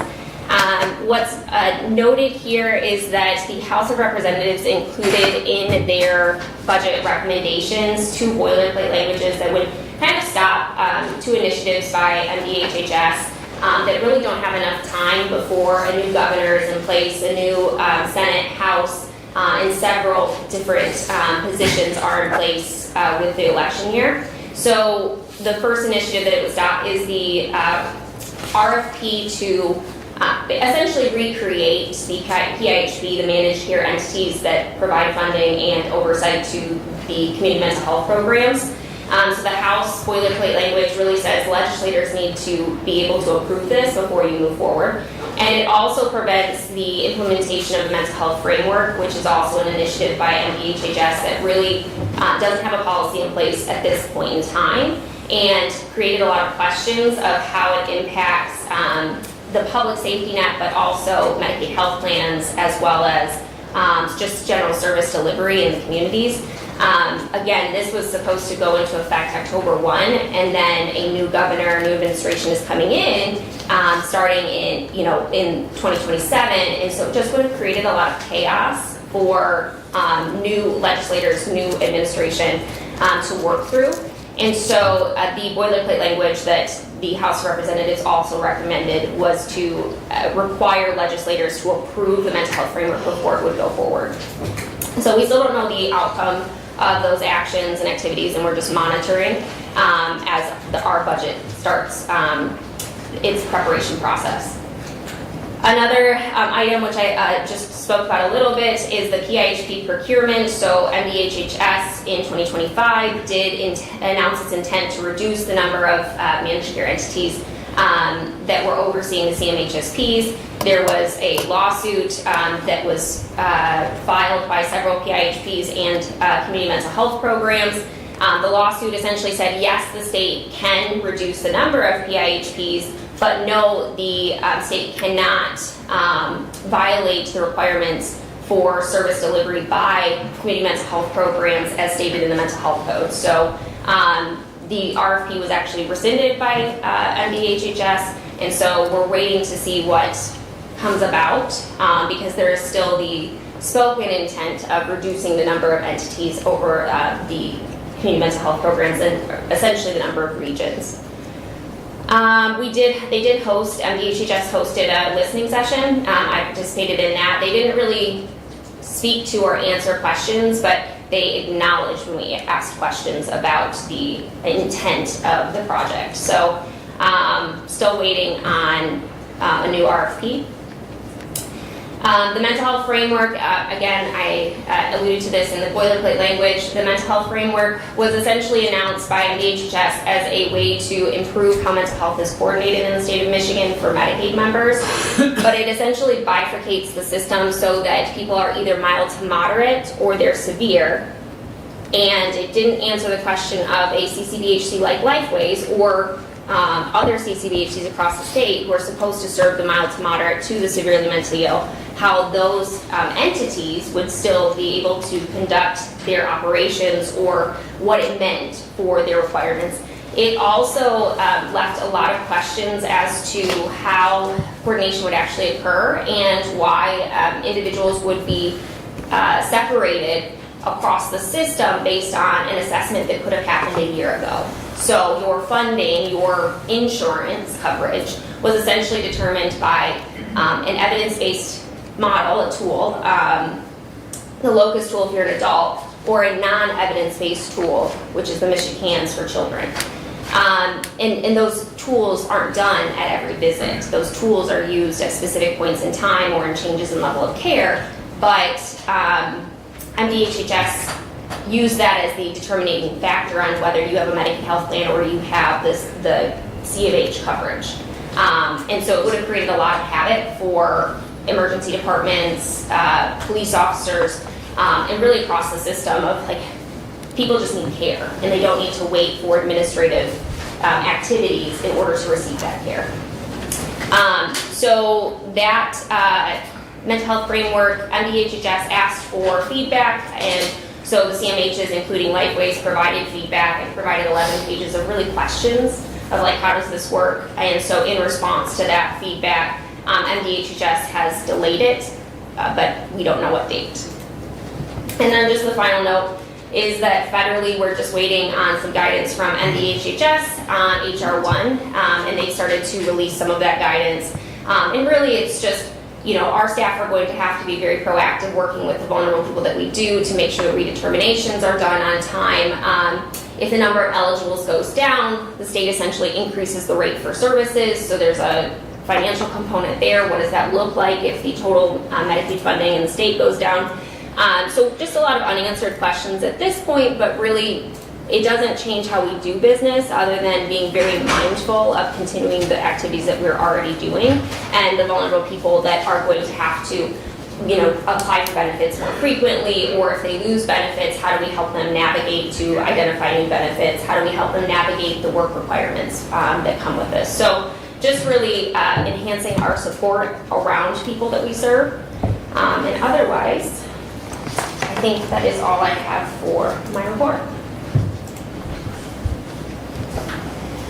Questions?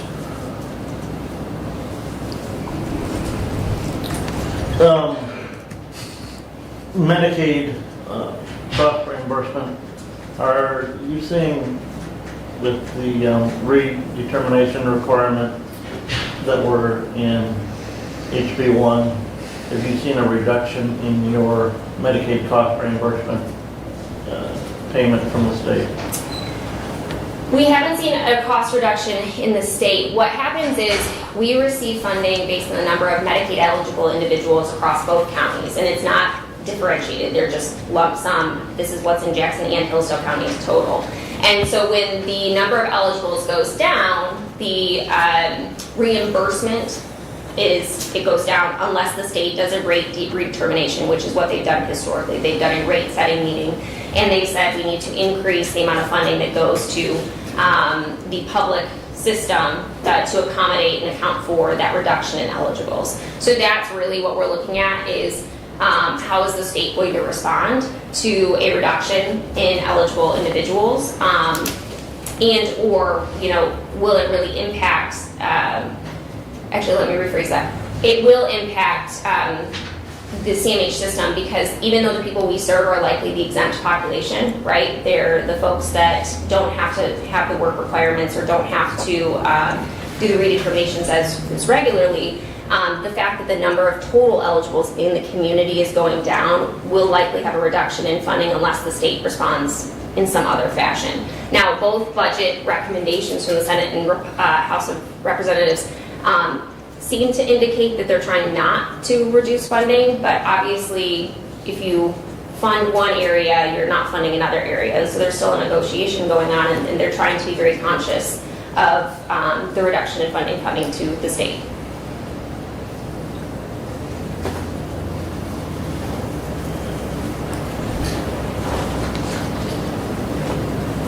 Anything else? Get off the hook easy. Thank you so much. All right, thank you, Cassie. Moving right along. Shamar. Good afternoon, or morning. It's still morning by a little bit.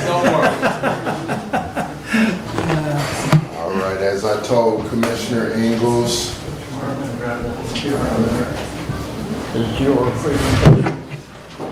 Okay, great, thank you. That's our new tech support guy. All right.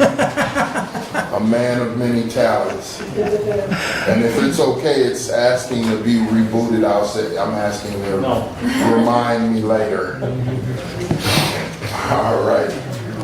So good morning. Shamar Heron here to do our report out for Michigan Works Southeast. As always, I bring my colleagues with me. I think you all know Sandy Valance, who's our Service Center Manager here in Hillsdale County for our American Job Center, along with my Deputy Director, Misty Schulters. We're going to keep this succinct, but we wanted to make sure we thank Commissioner Ingles, who is the board chair for our consortium board, as well as Commissioner Collins, for their dedication to the work that represents the 5 counties that Michigan Works Southeast tries to help communities in. Those 5 counties, again, are Hillsdale, Jackson, Lenawee, Livingston, and Washtenaw County. Just as a reminder, you all are a part of the consortium that that is represented by 2 commissioners from each of those 5 counties, and the consortium is responsible for administering funds and being our fiscal agent.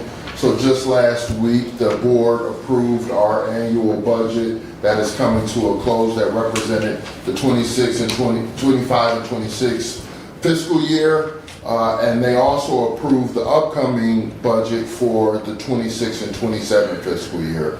So that's one of the responsibilities as being a fiscal agent.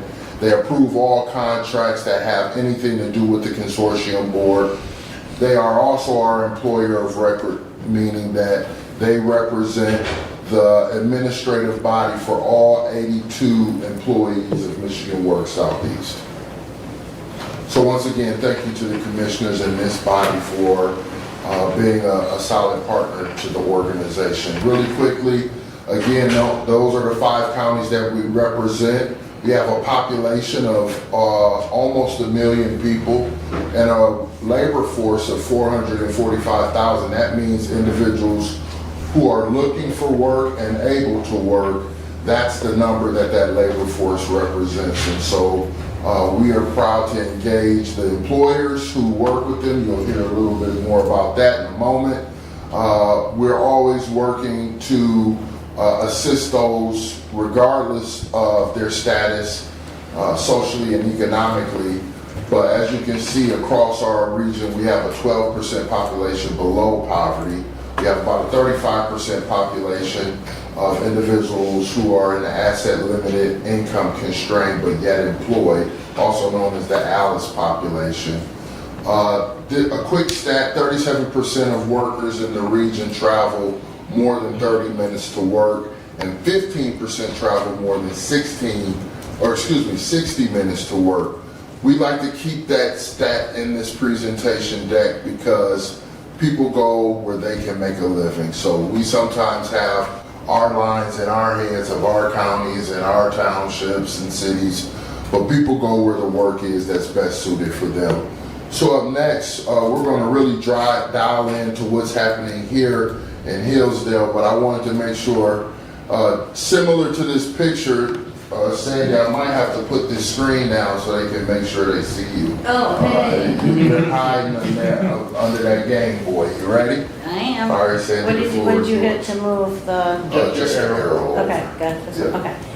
So again, I'm Sandy Valance, the Service Center Manager. You haven't seen me in a while, I haven't been at the meetings, but I have missed you all, so it's good to be back. So, yes, I'm always up front because I'm always the shortest wherever I go, but I make up for it personality. So this is, we just had a professional development day for all of our staff, and our theme was game changers, right? We change people's lives, and so we added a lot of fun, had a lot of great things happen that day, so here's part of the team. So we have a summer works program, that's what it was called last year, where we had 13 youth and we had 11 sites. So what we do is we match up those youth with interest as much as we can to get them exposed and some experience, so they don't then go to college and have that have that financial burden when it really wasn't something that they really liked after they tried it. We had somebody that worked at medical care and realized after the first week that that wasn't really her thing, and that's okay. That's part of what a paid work experience is, to get them exposed. So just real quick, we did like Waldron District Library. We had some folks at Jonesville High School, the IT department, RJ's Hair Care, like Hillsdale County Medical Care. We actually had an individual that was placed at Technique, which is a factory in Jackson, and he was actually hired. So out of these years that we've been doing it, this will be the third year. Every year we've had at least one youth that's been hired, so we're very excited about that. And so we're working on right now, it's now called Opportunity Works for this year, and hopefully that we continue that. We partner with Key Opportunities is our in-school contractor, so a lot of these youth come from the in-school, and then we also have the out-of-school, and so we merge them together. They go to so we had, this year was different, we added a boot camp. So we had them at our center for a week, and it was really about the soft skills. We learned that just putting them in the site to start off, they didn't have the skills that they needed, like showing up on time, knowing how to dress, that type of thing. So we brought them in and we went over that for a week. And then now they're all at their sites right now. We have 11 youth, 12 participants, 9 employers, and here you can see that what they're learning, career exposure, job skills, and professional development. We also add a talent tour at the end of every summer program where all the youth get to go to the other work site and have that youth that was placed there step up and be a leader and talk about what they learned there, what they liked, what they didn't like. We also have the HR or the supervisor there also talk about their positions, how they get into their job, that type of thing. And then we always have a celebration at the end, which is amazing. People keep telling us to make sure to have the Kleenexes on the tables. And we already have this year's speaker slotted, and it's a youth from last year. He actually volunteered to do that, and it was the one that was hired. So we're very excited about what's happening. And you can see here we sponsored Agricultural Day that was in Litchfield at Red Line. We had about 100 plus students there from 10 different schools, and they were exposed to agricultural careers. They had a drone out there. They had different ears of corn and what's a good corn and what's not type of thing. They had equipment out there, and they went from station to station. We provided lunch. We had some partners that had some tables there.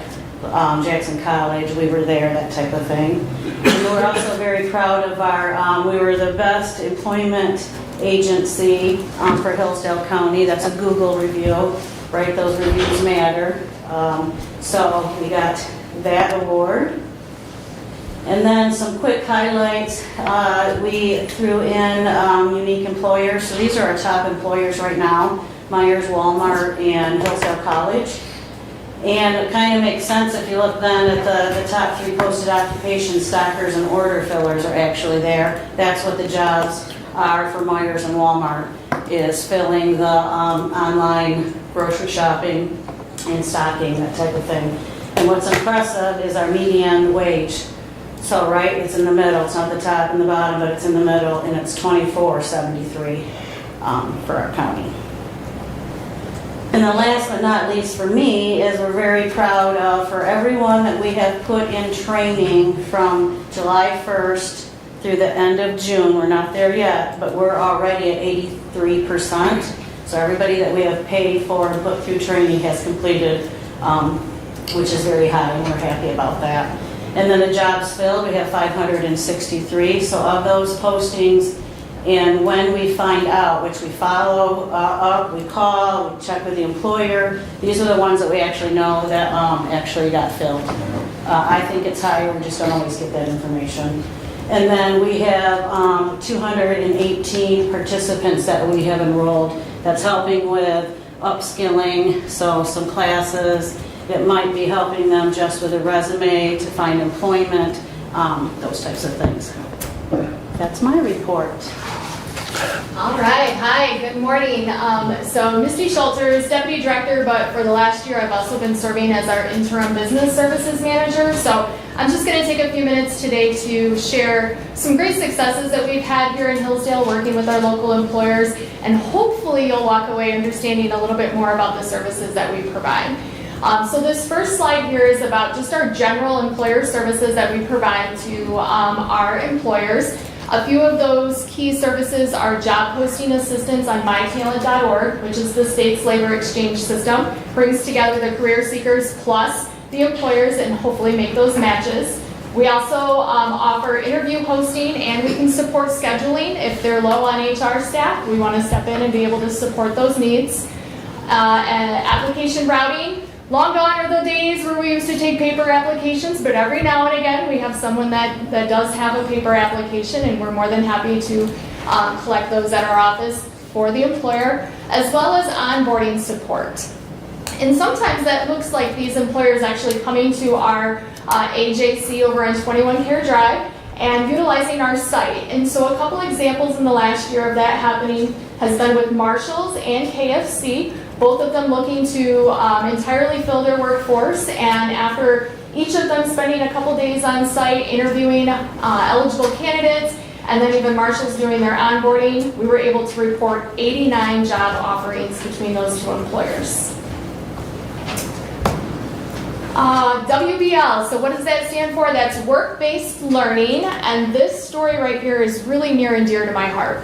So this is a participant that we had in our youth program back in 2011. She started out with us, wasn't quite sure what direction she wanted to take, came in, enrolled, and we were able to connect her with a paid work experience with a flower shop here in town. And that flower shop showed her what it was like to have on-the-job work experience, exposed her to the business of a flower shop, and she did really well. So well that the owner hired her, and 7 years later, Heather purchased that shop and is currently the owner today in 2026. And so this is an example of how our workforce programming may start out with a youth that leads into them becoming a business owner and a great supporter in the community. IWT training, that's incumbent worker training, and so what that is that supports upskilling for current employees. So maybe they're bringing someone in that doesn't have that credential they need for HVAC or electrical, but they have the aptitude to learn, and they have the essential skills of showing up and working on a team. Incumbent worker training allows us to help that individual become competitive with a new skill, but then also the business remain competitive in this market. And so in 2025 to date, we have allocated nearly $22,000 just to these two businesses here in Hillsdale. That has provided training to 28 individuals in 7 different certification programs. So that's really helped upskill these two local companies and the individuals that are currently employed there. Just a few highlights that the organization is looking at currently right now. So work requirements for SNAP, which is our let's see, it's a supplemental nutritional assistance program, also known as our food assistance program. Those individuals and our Medicaid recipients are going to have work requirements that are implemented. We are currently working with SNAP. Medicaid is effective January 1st of next year. And those individuals will have to come into the service center, engage in job search activities to either establish that they're employed or work towards employment to continue receiving benefits. For our individuals receiving unemployment, currently right now they have to certify 1 work search per week. As of July 17th, that is increasing to 3 per week. And these are state mandates that are changing that we are helping implement. Workforce Pell is coming as well. We should be receiving guidance here soon from the state. Just as a reminder for those of you that aren't familiar with Workforce Pell, much like a standard college FAFSA application where an individual can get a Pell Grant to help obtain their associate's or bachelor's degree, Workforce Pell broadens those opportunities for an 8 to 15 week skilled trade certification type training where Pell will be eligible to help those individuals that maybe aren't associate's or bachelor's degree folks, and they still want to get that credential and get into the workforce. And so this is a great opportunity to expand the skill set of those in our workforce.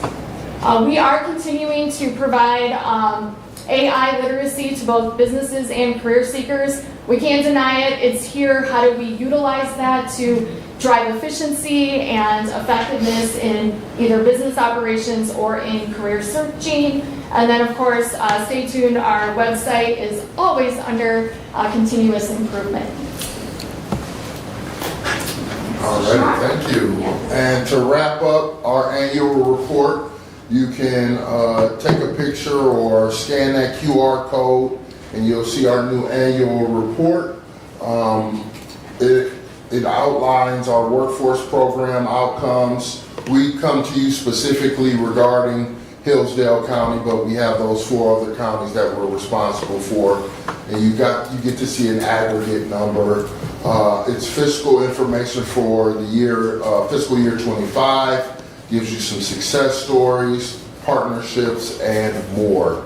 And so lastly, I just want to close out and make sure you all know that this is a collaborative effort, right? We want to make sure you all are engaging and us helping your residents. And so if you know that of a business that's in need, so Misty showed you 2 businesses that received almost $22,000 in funding to help them grow and potentially hire more people. If you know of businesses who have training needs, you should be putting them in front of us. If you know of a career seeker, if you know an individual 16 years of age or older, and that's for anyone who can hear me today, be sending them our way. We are a resource to your community. If you're working on other projects that may need our services, whether it's with Sally over at the Economic Development Corporation or any of your other partnerships throughout your counties, Michigan Works Southeast is here to be a resource. And lastly, I'm going to speak on behalf of Sandy. If there's any community events that you'd like for her or our organization to be a part of, we'd love to be there, especially if there's any sort of employment tilt. And so that concludes our presentation. We'll be happy to take any questions that you may have, and you can get our information here, but we are here to answer any questions. Commissioner. Just a question on the 445,000 labor force number. That's from age what to what? It's usually 16 and up. Okay. Yes. So they're employment eligible, but it might be age. 16. It is 16. 16. Yep, 16 Okay. and up. I just wanted to clarify. And as you may know, you can work until your heart is content, so we don't put a ceiling on that. Understood. I think my wife told me we're gonna be working forever. I told her, I hope not. Yeah, if you stay busy, you stay alive. Yeah. Well, I don't want to have anybody's clock telling me when to work. I'll work, but it's going to be on my schedule. There you go. Go ahead, Brad. Well, first of all, Shamar, that is exactly my sentiment. Retirement for me looks like that I show up places that I want to be when I be, not that I'm required to be there. So I'm 100% there with you on that. A couple of things. First of all, and this might be a Sandy question, but we continue to face a dramatic shortage in the EMS world of paramedics in particular, EMTs, which are our future paramedics because you have to be an EMT first. Current funding for that, actually over the last 18 months or 2 years, spent a lot of resources to try and increase that population. We've been mildly successful because the people that leave, we're bleeding them faster than we're replacing them. But the funding that we have right now in place is ended. And so I was just wondering if you had any insights for me in regards to possible ways that we might be able to fund those $9,000 to $14,000 paramedic programs to make that a little bit more affordable for more of those EMTs to enter paramedicine. So I'm going to start it out, and then either one of you, if you want to jump in, please do.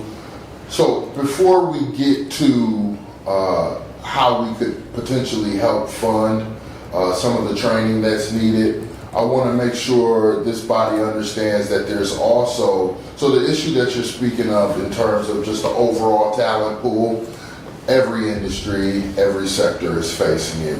It's called the silver tsunami. So we are watching 10,000 people a day become eligible for retirement for the next 9 years. So that's about 32 million people over the next 10 years who will have become retirement eligible and enter into retirement. And so what we need to be hyper focused on is backfilling that pipeline that is being emptied out by the silver tsunami. And one of the best ways I can think of is our young people. And so we need as much support as possible, letting our young adults know that here are multiple employment opportunities. And one of the ways we do that is exposing them to career pathways like what Sandy is doing with Summer Works. But I want to make sure we're all under the same context that there are opportunities out here, and because the labor force participation has been at 60% for probably the last 40 years, we're going to have to intentionally make a spike happen, or we just don't have enough people entering into the labor force to meet any of the needs, whether it's manufacturing, EMT and paramedics, the medical field, we're running out of accountants, on and on and on. So we are really facing dire times if we don't start to, like I said, hyperactively start to recruit and get more people, whether it's young adults, individuals with varying abilities. We're seeing some people come out of retirement because we're watching costs go up. Those are all eligible individuals to focus in on to help buoy our labor force. So Sandy or Misty want specifics for training? I would just say, if you Sandy, come up here. with our recording, yes. Oh, sorry, darn it.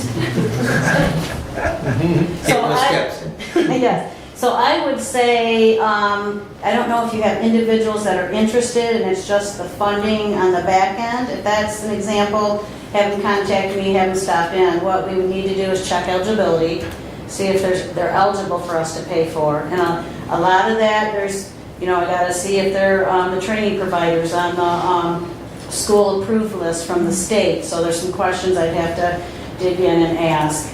I would also say, I'm up front all the time. I hear the people coming in, and I don't hear people coming in saying, I want EMT training. How do I get it? Now, we have people come in and say, I want welding. How do I get there? So I think we need to start earlier, kind of to your point, that the youth in the schools, like they need to start getting exposed to this so that they know that that they're interested, and then we can take them and move them through that way through the pipeline. But I don't see people coming in that are interested in asking for that kind of training. So I think in that's where the problem lies. I don't know how to get them interested.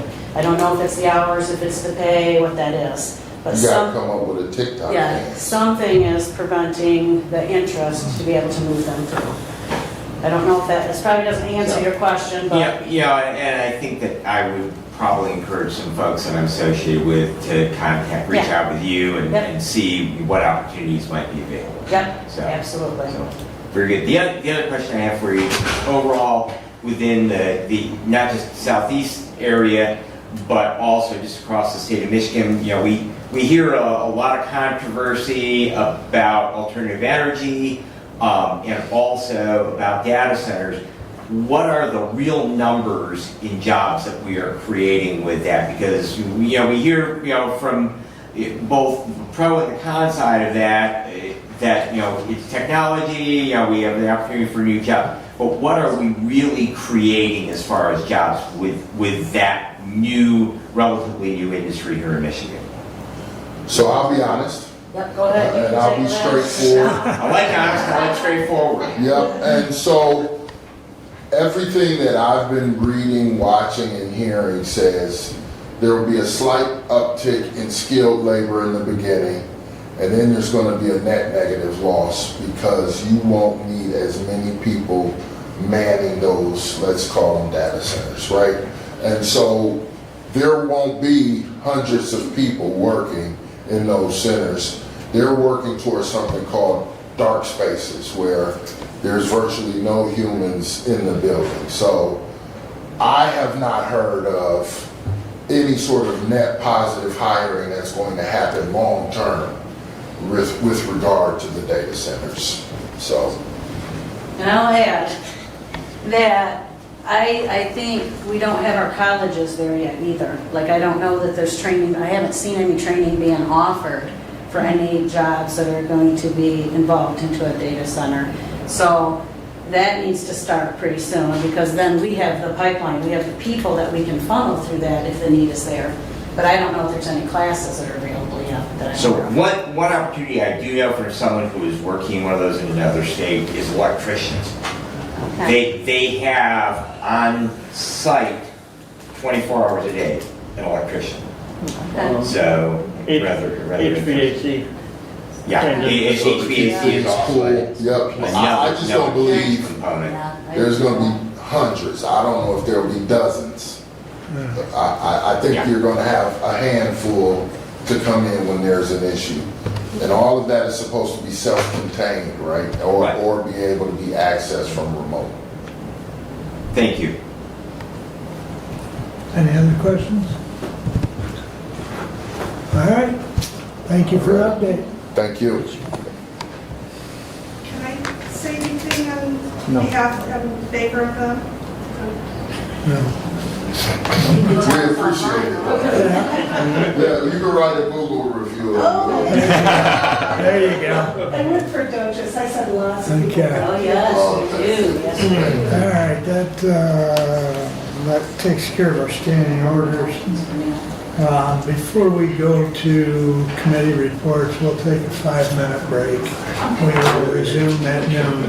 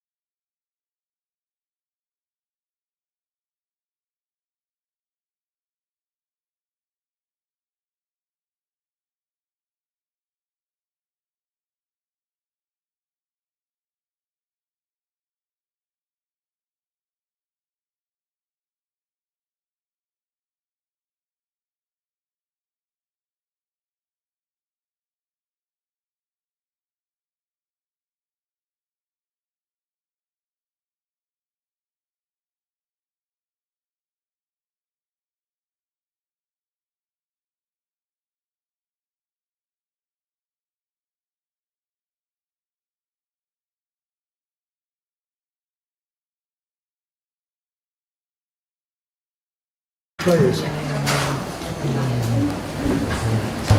My action item is Resolution 26-069 to the Honorable Board of Commissioners, whereas the current Hillsdale County Planning Commission ordinance, Hillsdale County Ordinance 2021-1 expires June 30th, 2026, and now therefore be it resolved that the Hillsdale County Board of Commissioners hereby approves the revised Hillsdale County Planning Commission ordinance, which will replace the current Planning Commission ordinance on January 1st, 2026. Approval of this resolution authorizes the chairman of the Board of Commissioners to sign the ordinance and authorizes its publication as required by statute and provides for the July 1st, 2026 effective date in compliance with provisions of Act 156 of 1851, Michigan 46-11, Powers of County of Board of Commissioners, Section 11J. And I respectfully submit. Support. Moved and supported. Discussion? Just a point of clarification, Commissioner, as you read that, you said January 1st, and it did the... July 1st. Yeah. Sorry. That's what it is. Thank you. Further discussion on the resolution? Mr. Benzing. Thank you very much. Just got a couple of editing things that I noted and just for discussion. The first is under 3A. Every reasonable effort shall be made to ensure the representative shall be nominated by the County of Hillsdale chapter of the Michigan Townships Association. If you will recall, the county chapter has disbanded, and so that is no longer effective with the ordinance. And while I understand why it was placed in there, I would suggest that we strike A and we simply move that list up then and re-letter those where B would become A, C would become B, etc.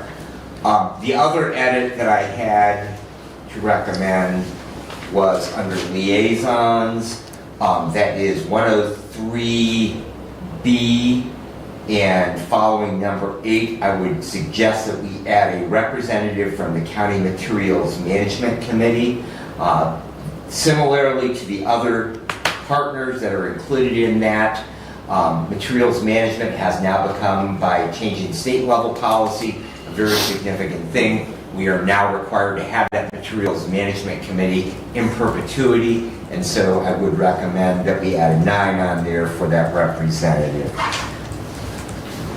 So, and then the final item, while I have the floor, I would like to propose an amendment to the resolution as introduced. Immediately following the now therefore paragraph, I would like to add, this ordinance shall sunset 5 years from the effective date, in parentheses, June 30th, 2031. So I would propose that amendment. Is that a motion? Yes, that is a motion. It's a motion that I'll support.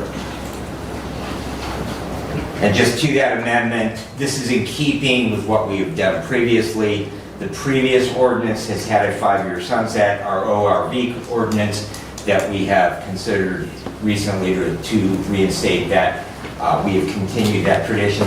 And I would just simply add to that every contract that the county signs, every lease that the county signs, it has a term to it, a period of time in which it's effective for. At the end of that period of time that we review it, if we wish to continue it, then we create a new contract or a new lease. And I think that that is in coordination with similar policies here, and it is just good governance that we have a sunset to any ordinance that we would have in place. The other aspect would be that it gives the next board a chance to look at it. You took the words right out of my mouth. Commissioner Mike, I am not in favor of that. I believe that the next board, this board, has any opportunity to look at the ordinance. All we have to do is take the process, again, posting a public hearing, much like we did for today's meeting. I believe it's poor governance to say spend time re-evaluating things that have been approved in the past. You can do that when needed, without adding a sunset clause to the enactment of this ordinance.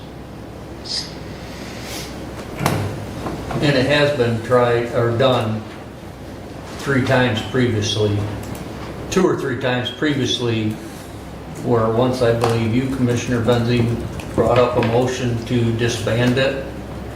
And also Steve Lanius, when he was a commissioner, brought up a motion to disband it, which was in the middle of the term limits that were set. So I mean, it didn't really matter if it had a term limit or not. I mean, at any point, any one of us commissioners can bring up a motion to disband the public or the planning commission. It doesn't have to have a sunset where somebody might miss it with a new board, with a different board, is my thoughts. And is why I did not put it in there. Just because it's something that really doesn't need to be in there. If the board wants to get rid of the planning commission, all they have to do is someone has to make a motion, and if the board agrees in it, then it's done. It doesn't have to look at it every 5 years. I mean, there's certainly pros and cons of having a sunset. To me, it's a bookmark. That way it's there, and it presumably won't get overlooked, but it will get reviewed. It's a bookmark. But Well, I want to thank Nick for bringing up the sunset, because it probably would have been overlooked. right, Nick did bring it to our attention.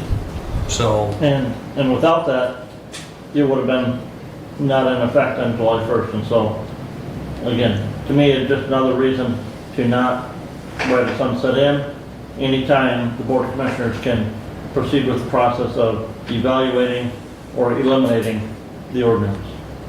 we also are paying for advertising for the public comment. I mean, it's not a ton of money, but it's money do we need to spend every 5 years.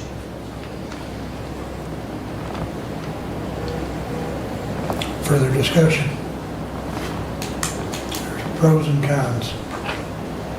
Roll call, please. Commissioner Collins, No. Commissioner Wiley, Yes. Commissioner Benson, Yes. Commissioner Leininger, No. Commissioner Ingles. Yes. The amendment passes 3-2.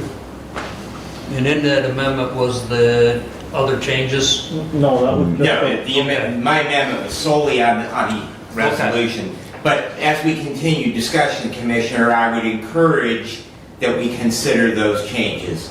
Yep. Can I just make sure I have the amendment correct? You wanted to insert this ordinance would sunset on June 30th, 2031. The correct language I had was this ordinance shall sunset 5 years from the effective date, and then parenthetically, June 30, 2031, which is exactly the same language in the current ordinance, with the exception of the expiration.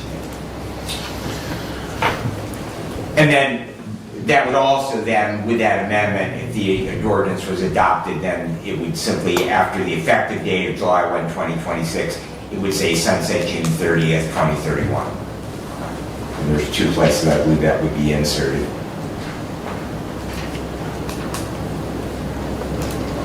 All right, further discussion on 26069 as amended. I would ask Commissioner Collins if he was friendly with those additions of those edits. I have The first one I am. Yeah, the second one, as far as the Material Management Planning Committee, technically, somebody from the Planning Commission should be on, or the planning agency should be on the Material Management Planning Committee. And that's where you get that representation, Commissioner. That's the problem with the current makeup of our planning committee, is we don't have anybody from the planning agency represented, or our planning commission represented on the Material Management Committee, which is a statute requirement to fulfill. We have members who serve on the regional planning body, but they don't serve on our planning commission. So I'm not in favor of that, and I do not recall the communication that the local chapter of the MTA disbanded. I knew I have not seen that communication. If I may speak, there's no minutes that reflect that, but they just haven't been meeting. They haven't been meeting. And it says, you know,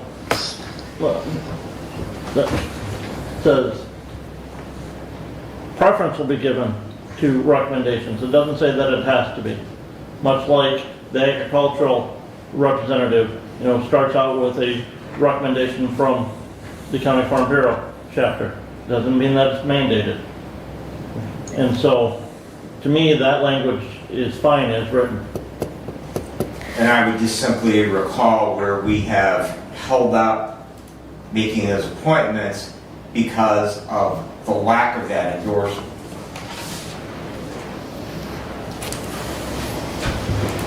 And that's not just in the case of MTA, that is in the case of a number, trying to find individuals, both in the time when I was the township representative to the Planning Commission and chaired the Planning Commission, that it has been an ongoing issue with trying to find those members, especially in times when we're not able to get that nomination. So if MTA is not meeting, we're not going to have that recommendation, so how are we going to get those members?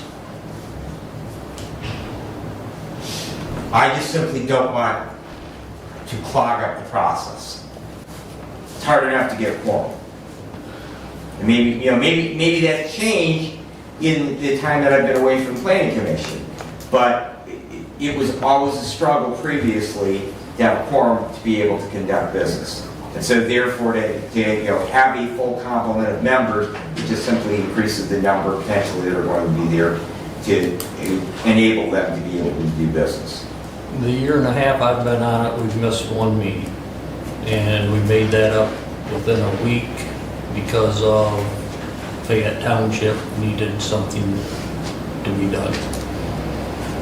And it was made up in 1 week, and so no, participation is not the problem now. Okay, that's good to hear.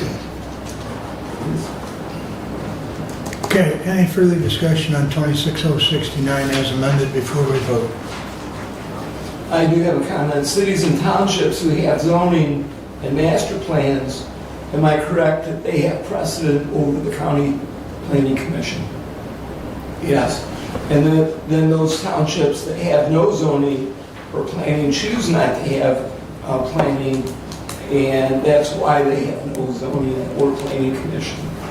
So I guess that would be my comment and question about how the planning commissions fit together.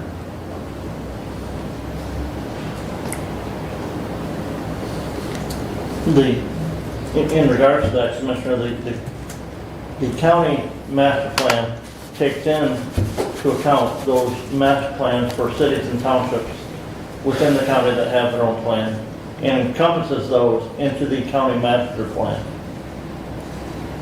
So that's how they all work together. And then the county planning commission recommends that master plan, we approve it at this body for the entire county.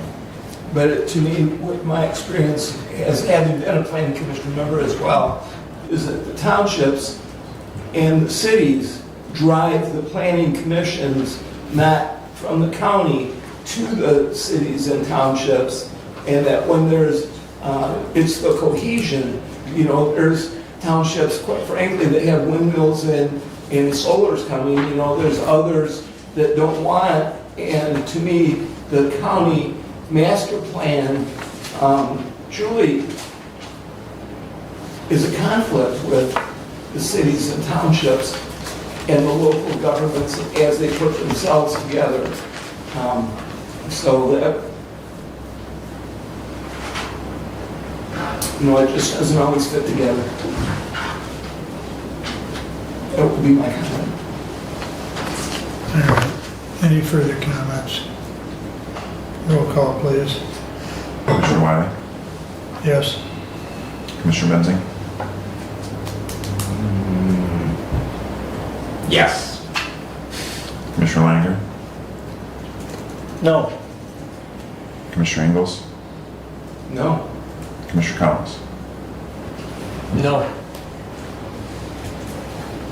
Fails 3-2.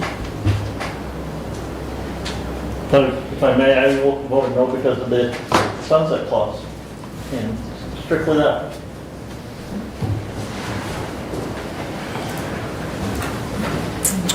So as of July 1st, it ceases to exist.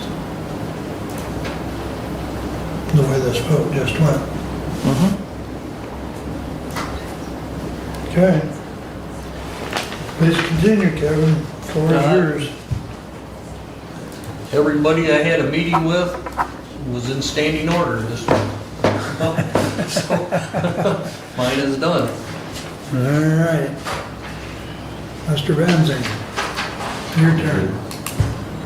Having no action items, so we will try to keep my report as brief as possible. The Emergency Management Director, Captain Bradley from the Sheriff's Department, met on June the 10th, replacing the AEDs for all patrol vehicles for the Sheriff's Department. We've identified they will need 15 units to replace them. That is necessary because the current units are needing replacement batteries, which are no longer available as original equipment. There are only aftermarket ones. And the AED pads, both adult and pediatric for them, are all expired and they are relatively expensive to replace as well. So the deputies are often the first ones on the scene in the case of cardiac arrest when those are toned out. They're having an AED accessible for them does improve patient outcomes. So we are working right now with the vendor that we purchased our AEDs that are wall mounted throughout our county buildings to get a quote on that, and then we will be moving that forward once we have some pricing on it. Monthly meeting cycle is now complete. Emergency Telephone Services Board met on June the 17th. All of our fire radios have been received and are in the process of being inventoried. The 3 new towers that we have constructed should be online by early July.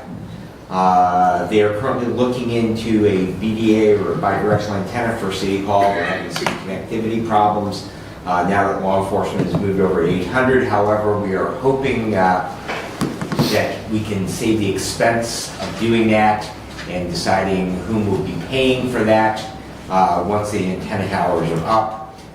That we'll really have a good handle then of where we actually have dead spots within the county once those new antennas go online, because we'll remind everyone we are still working off that single existing state antenna tower out at Sand Lake and Cole Road. So Central Dispatch does have 3 full-time openings, and they're going to go back to adding a part-time opening, so they also have 1 additional part-time dispatch position open. The IT position also has not yet been filled, and they're working on updates to their bylaws, and those will be discussed at their meeting in July. Management personnel, we met on June 19th, and we have a follow-up meeting in July scheduled. That's first week in July. Department heads will meet on this Friday, and next week we have medical control meeting, and that will be in this room at 10 o'clock. That concludes my report unless there are questions. Questions for Brad? Brent, you're up next. All right, no standing order. Working with the Finance Department, talking to Finance Director Ringman. He does have a rough draft of the audit from the auditor, reviewing that and getting that some comments back to the auditor, and that'll be filed before June 30th with the state of Michigan. Wellwise annual celebration was last week Thursday. At that, residents and individuals who attended were able to tour the basement that we just finished the construction on. That was covered primarily through a grant that the agency received. At the board meeting on Thursday, we did approve the agency's 3-year plan for submission to the state of Michigan, which will cover the activities of the agency for the next 3 years. And there will be letters going out to all of the providers in the 3-county area looking for their bids to provide those services that are covered with the funding from the Older Americans Act, funding that comes from the federal government for that 3-year period as well. And that's a lot of the funding that goes to the senior center for the Meals on Wheels and congregate meal programs, in addition to what they get from the senior millage funding here in the county. In the packet today in the correspondence, there was a item there regarding the advisory council for well-wide services. The advisory council is made up of at least 20 residents from the 3-county area. There's at least 6 from Hillsdale County. Currently, there's only 5 members from Hillsdale County serving on that advisory council. So if you know of anybody that would have an interest in serving on that, pass that information along to them so that they can contact the agency and fill out an application for consideration by the Personnel Committee for appointment to the Advisory Council. Is there a particular category of individual you're looking for? No, Commissioner, because the Advisory Council is made up of providers, it's also made up of caregivers and recipients of services, looking for those individuals who, from the community, who have their thumb on what is needed for services to older adults and adults with disabilities. In the Board of Health packet for our meeting on Thursday is a report from MERS on our pension plan at the Board of Health. I believe, if I remember right, we're at 95% funded on that pension plan in that report for the year ended December 31st, 2025. Materials Management Planning Committee meeting is Thursday evening at 6 o'clock here in this room. One other item that was included in the packet in correspondence is a Hillsdale County report from the Hillsdale County Building Inspector. One of the things the building inspector has started to add to that is finalized project taxable value towards the bottom of that. You'll notice that if you compared that to the last report, there was $100 million added to it since the last time we saw that. That is because the solar project out in Fayette and Allen Township has been completed, and that was the projected value of that when they applied for their permits. A note there, though, that Ranger Power has submitted to the townships a request for solar energy facility exemption, and if granted, that $100 million that we're seeing for taxable value will not be subject to ad valorem property taxes, but will instead pay a payment in lieu of taxes of $7,000 per plated kilowatt hour for 20 years. So short term, it will probably mean less revenue to the county if that is granted. Long term, over that 20 years, because we won't see depreciation on that ad valorem taxable value on those solar panels, the county will probably see more money in the long term on that. Exactly what, though, Commissioners, we don't know yet, because there's many calculations to go through based on what percent of that ad valorem we would end up with. Allen Township has a public hearing scheduled for July 14th for their portion that is in Allen Township on that solar energy facility exemption application. I missed who you said provides the exemption. It has to be approved by the local governing units, and then it goes to the State Tax Commission for final approval. And that can only be approved after a public hearing at the local governing units. And the distribution on that pilot payment, is it by the same formula percentage-wise it will be distributed? Because we have a lot of different taxes. So we have schools, we have voted villages, so would it use the same ratios then for the distribution of them, or how is that? I have not studied that yet, Commissioner, to know. I would be very curious on how that would break down. But my guess is that, right, it would be based on where that property is located, what's the taxing unit that that's in, what are the total taxes that would have been levied on an ad valorem basis for that. My guess is that each taxing unit would then receive the direct proportional percentage of the payment in lieu based on what they would have received underneath the ad valorem. That would be my logical, but the law is... Logic and the law don't always mix. Correct. Okay. Thank you, Council. Any other questions or comments for Brent? Okay. Mr. Doug, your turn. Yes, sir.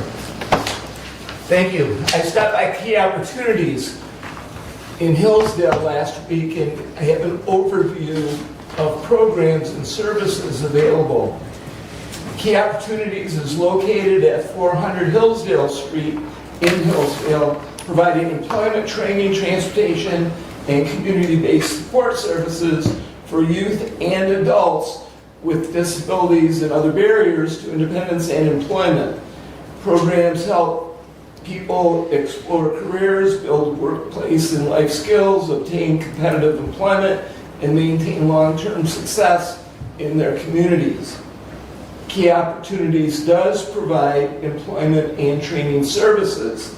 They also provide door-to-door transportation services for anyone. There is a daily transportation route throughout Hillsdale County. There's employment-related transportation. There's non-emergency medical transportation. There's transportation for appointments, community activities, and daily living needs. Key Opportunities does seek to empower individuals with disabilities and other barriers to develop the skills, competence, and experience needed to succeed. In the Key, job seekers gain practical skills that translate into employment and greater independence. Additionally, at Key Opportunities, they have fire starters. Fire starters are available and produced in Key's entrepreneur program. It can be purchased at Key in the store or the front offices, as well as local retailers. If you are camping or a camper, those Key's fire starters are a must-have. I was last week.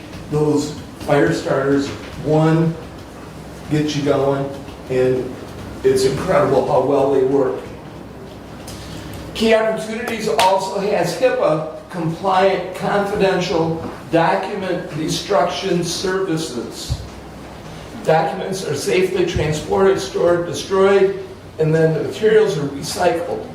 Individuals and businesses can drop their documents at Key or call ahead for pickup. It's a shredding service. For more information about Key Opportunity services, to become a partner in employment opportunities, or just to schedule a ride, please do call Key at 517-437-4469. And that is what I have for you today.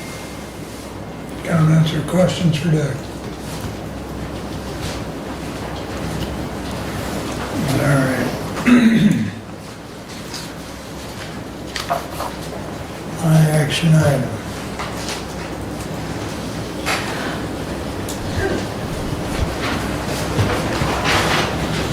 (26-070) the Honorable Board of Commissioners. Whereas the Opioid Settlement Funds Committee met on June 10th, 2026, and makes the attached recommendation to the Hillsdale County Board of Commissioners to authorize $145,800 to be used from the opioid settlement monies to fund Hope Harbor up to $12,150 per month for 12 months, beginning immediately and continuing through the end of 12 months as follows. Hope Harbor shall receive up to $12,150 per month based upon receipts provided to the Opioid Settlement Funds Committee, hereinafter committee, or the County Finance Director. Hope Harbor shall update the committee every 3 months on the status of its lawsuit with the City of Hillsdale. Hope Harbor shall update the committee at the next scheduled opioid meeting of any changes to its operations or its lawsuit with the City of Hillsdale that adversely affects its operations. Hope Harbor shall not use or supplement any funds provided by the committee to fund its lawsuit with the City of Hillsdale. Hope Harbor shall continue providing the same services it has historically provided to those utilizing its program. The committee shall review funding to Hope Harbor every 3 months or following a report from Hope Harbor that adversely affects its operations, and shall be given the authority to continue monthly funding or terminate any further funding through the end of the 12 months. Now therefore it be resolved that the Hillsdale County Board of Commissioners authorize the aforementioned expenditure from the opioid settlement funds.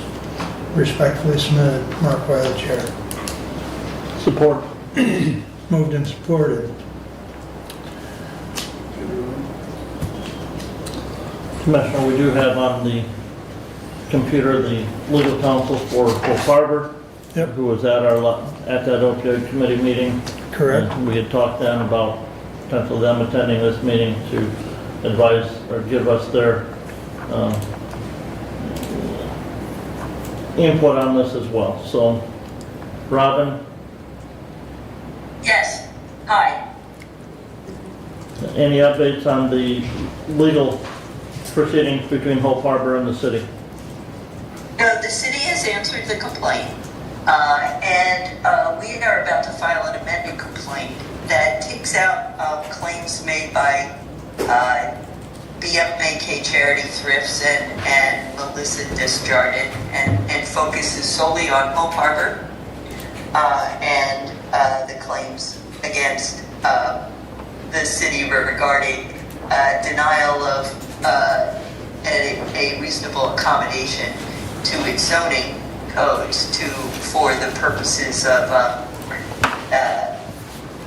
the equal rights and needs for equal housing by the persons with disability who reside and undergo recovery therapies and supportive services and treatments through Hope Harbor.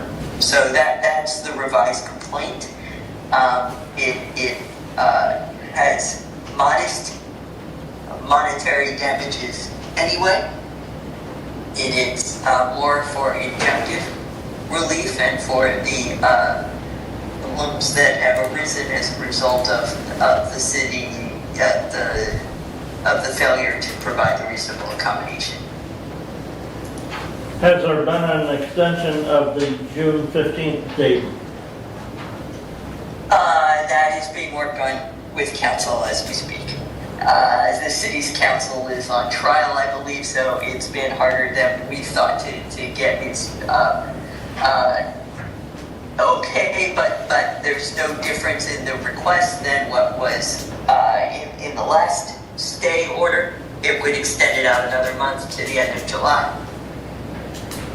And we'll just keep going that way on a month-by-month basis until I believe there's there may be changes coming up. I think the Hope Harbor is eager to and is on the way to finding a new location. Of course, it needs permits and permissions and reasonable accommodations for that location as well. But that's where things are at the moment. Is there any questions from the commissioners for the attorney?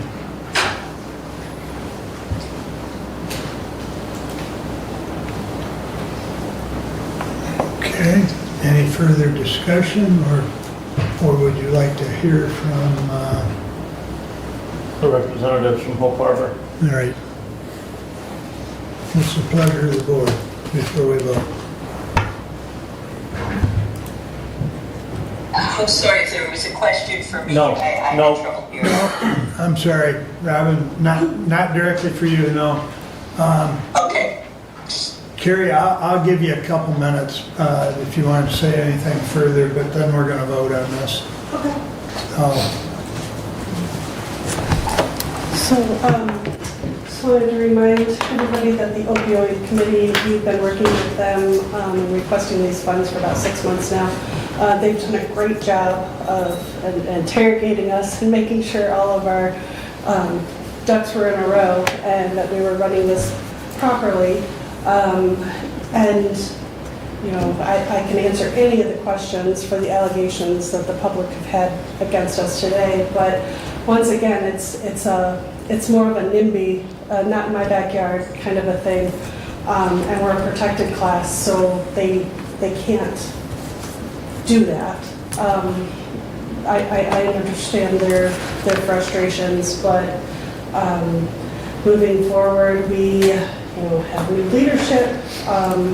With this funding, we will have a new executive director that we're actively looking for people that have recently graduated or are about to graduate with their masters.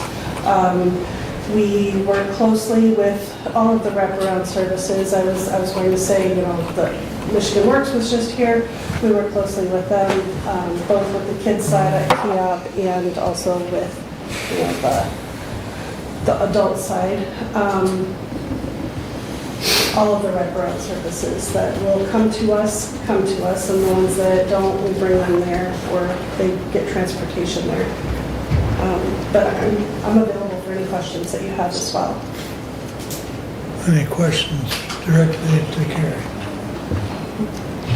So we're just trying to help people that want to be sober, that have gotten sober, to help to remain that way. If they don't have a place to live, so many times we've got people that they've gotten out of jail, they have nowhere to go when it's winter, so they end up going back to the house where their drug dealer was and right back on. The police have brought people directly to us at Hope Harbor. We've helped people that have been released from Hillsdale Hospital for various things, domestic harmony. If they needed a place after that, they can come to us and we'll be there for them. So that they have an option for sober living, and we'll help them get the skills and the resources that they need to be permanently and stably housed so that they're not getting back into the situation again. And we've helped over 350 people do that so far. Thank you. Okay, thank you, Carrie. So, just so the board knows, the opioid committee, which you all know is made up of 7 members, correct? Mm-hmm. And we've discussed this, we've talked about it, we've listened to the representatives from Hope Harbor, as Carrie indicated, for several months.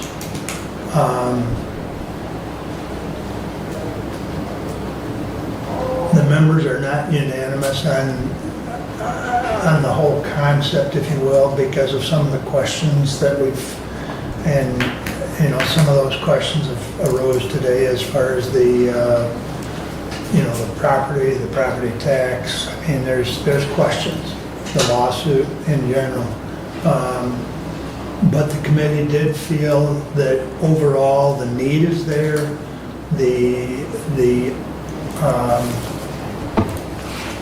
Several of the items fit into some of the boxes, if you will, of Exhibit E. Is it a perfect fit? I'll leave that for your judgment. But the committee felt it was worth merit at this time to bring to you for a vote. And I'll leave it at that. Unless you have a question of Brent or I, since we, sit on that committee. Questions? Roll call vote. I have a question. Okay. You got it? So I received my packet late on Friday. I think it was after 6:30. Yeah, I think it was Friday, but anyways. I was not able to ask questions when I got my packet, so I looked for minutes from the opioid committee on our diligent, and I could not find any minutes at all.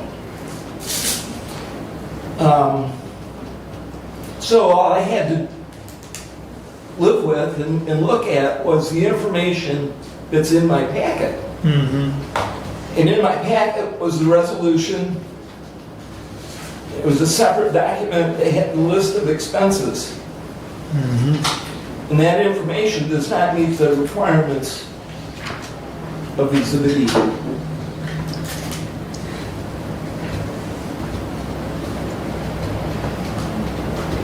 Understood. And as to the minutes, we've had a The discussion opioid on committee that. has not used diligent, and Where are the minutes? there were 5 members at that meeting.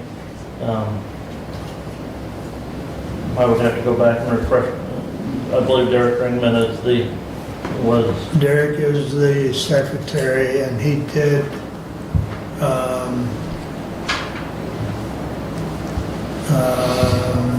which we will take up at the next meeting, that he listed the call to order, the members present, Brent, myself, Mr. Tim Dixon, Chris Firestone, we were minus a couple members. Melissa and Mara were absent. Hope Harbor presented. Their lawyer provided an update on ongoing legal matters. There was much discussion on the need for housing services and if this request fits within Exhibit E. After much discussion, Commissioner Wiley agreed to present the request to the full Board of Commissioners.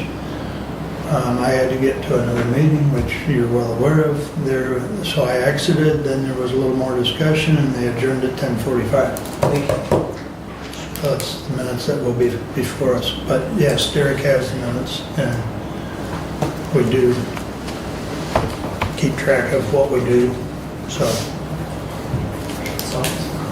Anyways, any further questions or discussion? Roll call, please. Commissioner Benzing? Yeah. Commissioner Laniger? No. Commissioner Ingalls? No. Commissioner Collins? No. Commissioner Wiley? I'll vote no at this time. The resolution fails 5-0. And resolution 26064. Mr. Chairman, I move to take resolution 26064 from the table. Do I have Second. moved and supported? All in favor, signify by saying aye. Aye. Opposed, same sign. Okay, please continue. Mr. Chairman, I continue to have some concerns regarding the appointment of Mr. Wickham to the Material Management Planning Committee. The application that we were able to view, to me, is completely lacking of qualifications for Mr. Wickham to serve on the committee, other than him being a member of the Jefferson Township Board. If memory serves me right, Mr. Wickham is also a candidate for one of the 2 Hillsdale County Road Commission spots that will be elected later this year. If Mr. Wickham is elected to that position as a road commissioner, he will have to resign as a member of the Jefferson Township Board, which will then, we're appointing him because of his membership, even though we, by law, we're only allowed 1 city, village, or 1 village or township trustee a member on the committee, and we already have that filled. And so I cannot support his appointment to the Material Management Planning Committee. Brad, go first and then you, Doug.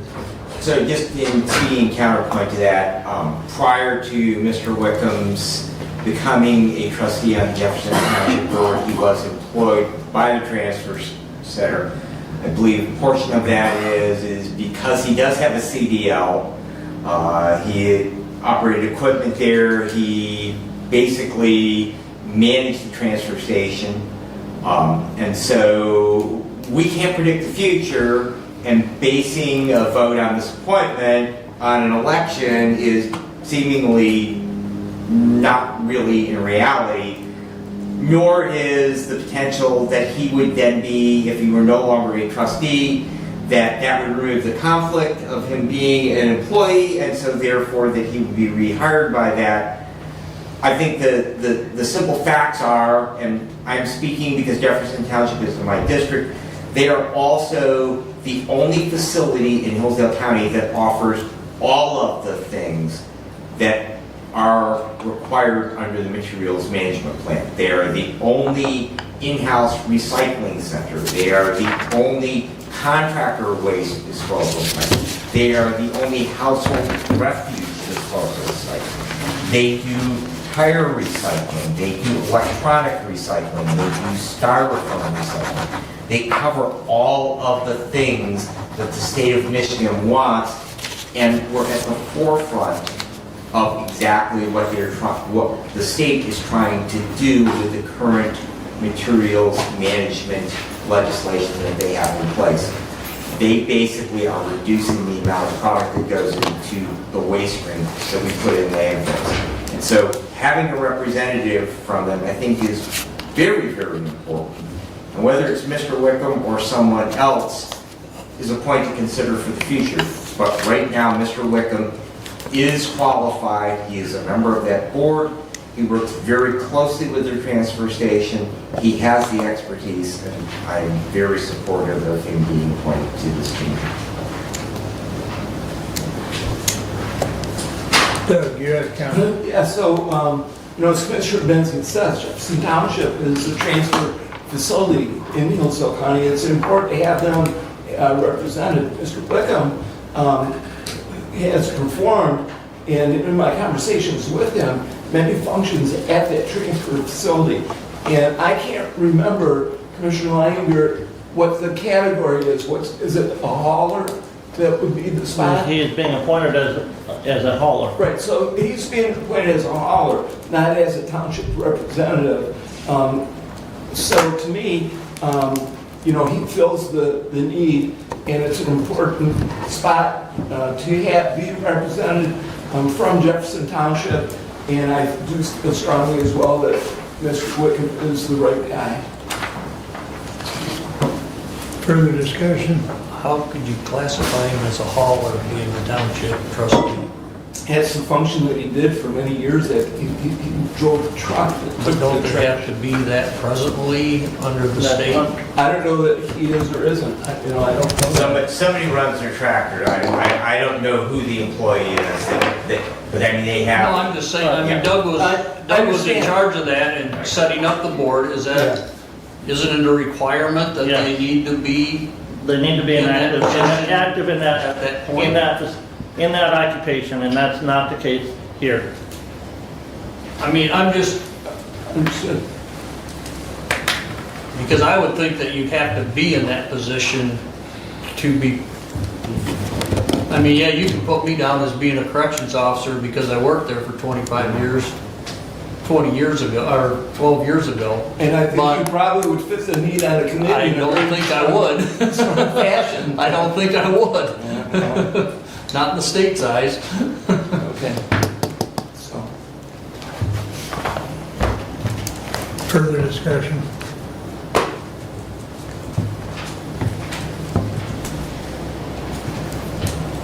Do we have any first-hand knowledge of whether he is or is not actively driving for them?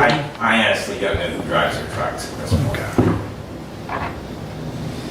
But Jefferson Township is a waste hauler. Oh, I understand that. Yeah. And he currently sits on the township board and therefore represents the township. And But again, that's not the position he's gonna fill in the MMP, right? But Jefferson Township, the township is a waste hauler, and he is representing Jefferson Township. As a hauler, right? Whether he does the job himself or not, Jefferson Township, the entity that he is representing, because he is a member of the township board, is a waste hauler. Okay, okay. I just want to, I just want to make it yeah, clear. I'm just trying to be clear on it, so Yeah, thank you for the question. Yeah, So, but Okay. they are a hauler. yeah. Oh, like I told you one day when I was talking to you, I saw a truck go by Jefferson. Yeah, so, all right. Roll call, please. Commissioner Leininger? no. Commissioner Ingles? Yes.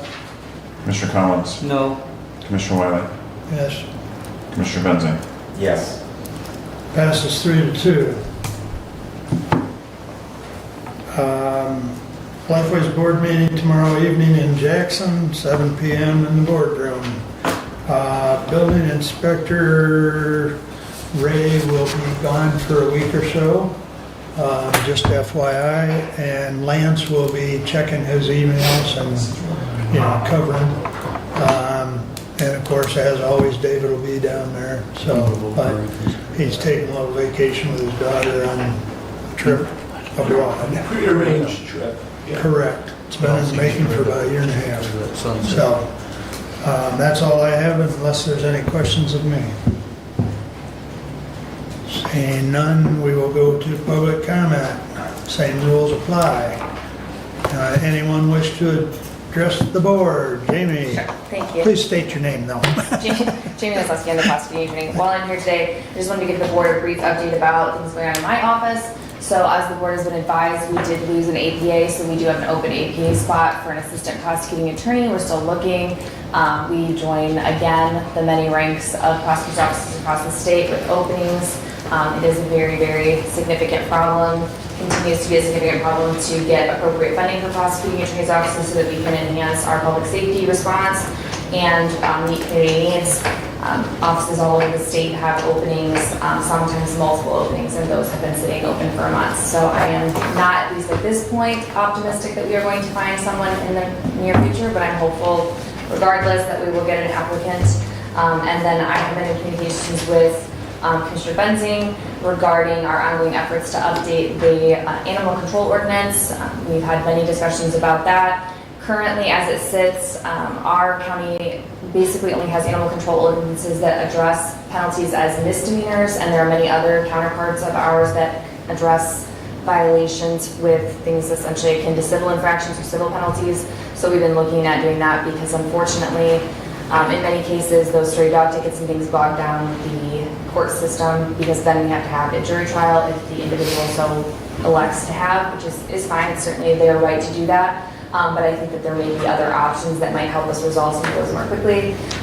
Right now, because it is an ordinance and it takes a while to go through the process of obviously updating it, as you all addressed today with the public comment and the public notice, we have asked the Treasurer's Office to also look at their portion essentially of the animal control ordinance so that we could perhaps do one big amendment of the whole section rather than do it piecemeal. So I think I provided a draft to the Sheriff's Department for their animal control to review and the Treasurer's Office, and we're just waiting for edits to come in so we can finish kind of preparing a proposal for the board to look at. But that's what's going on right now. Thank you.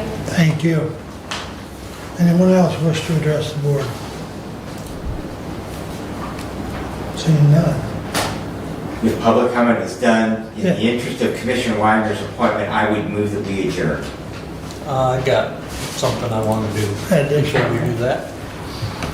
I would like to make Go ahead with your item.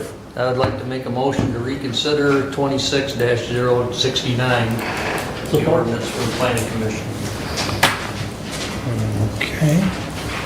With the amendments. Mr. Chair, point of order. I did make a motion first.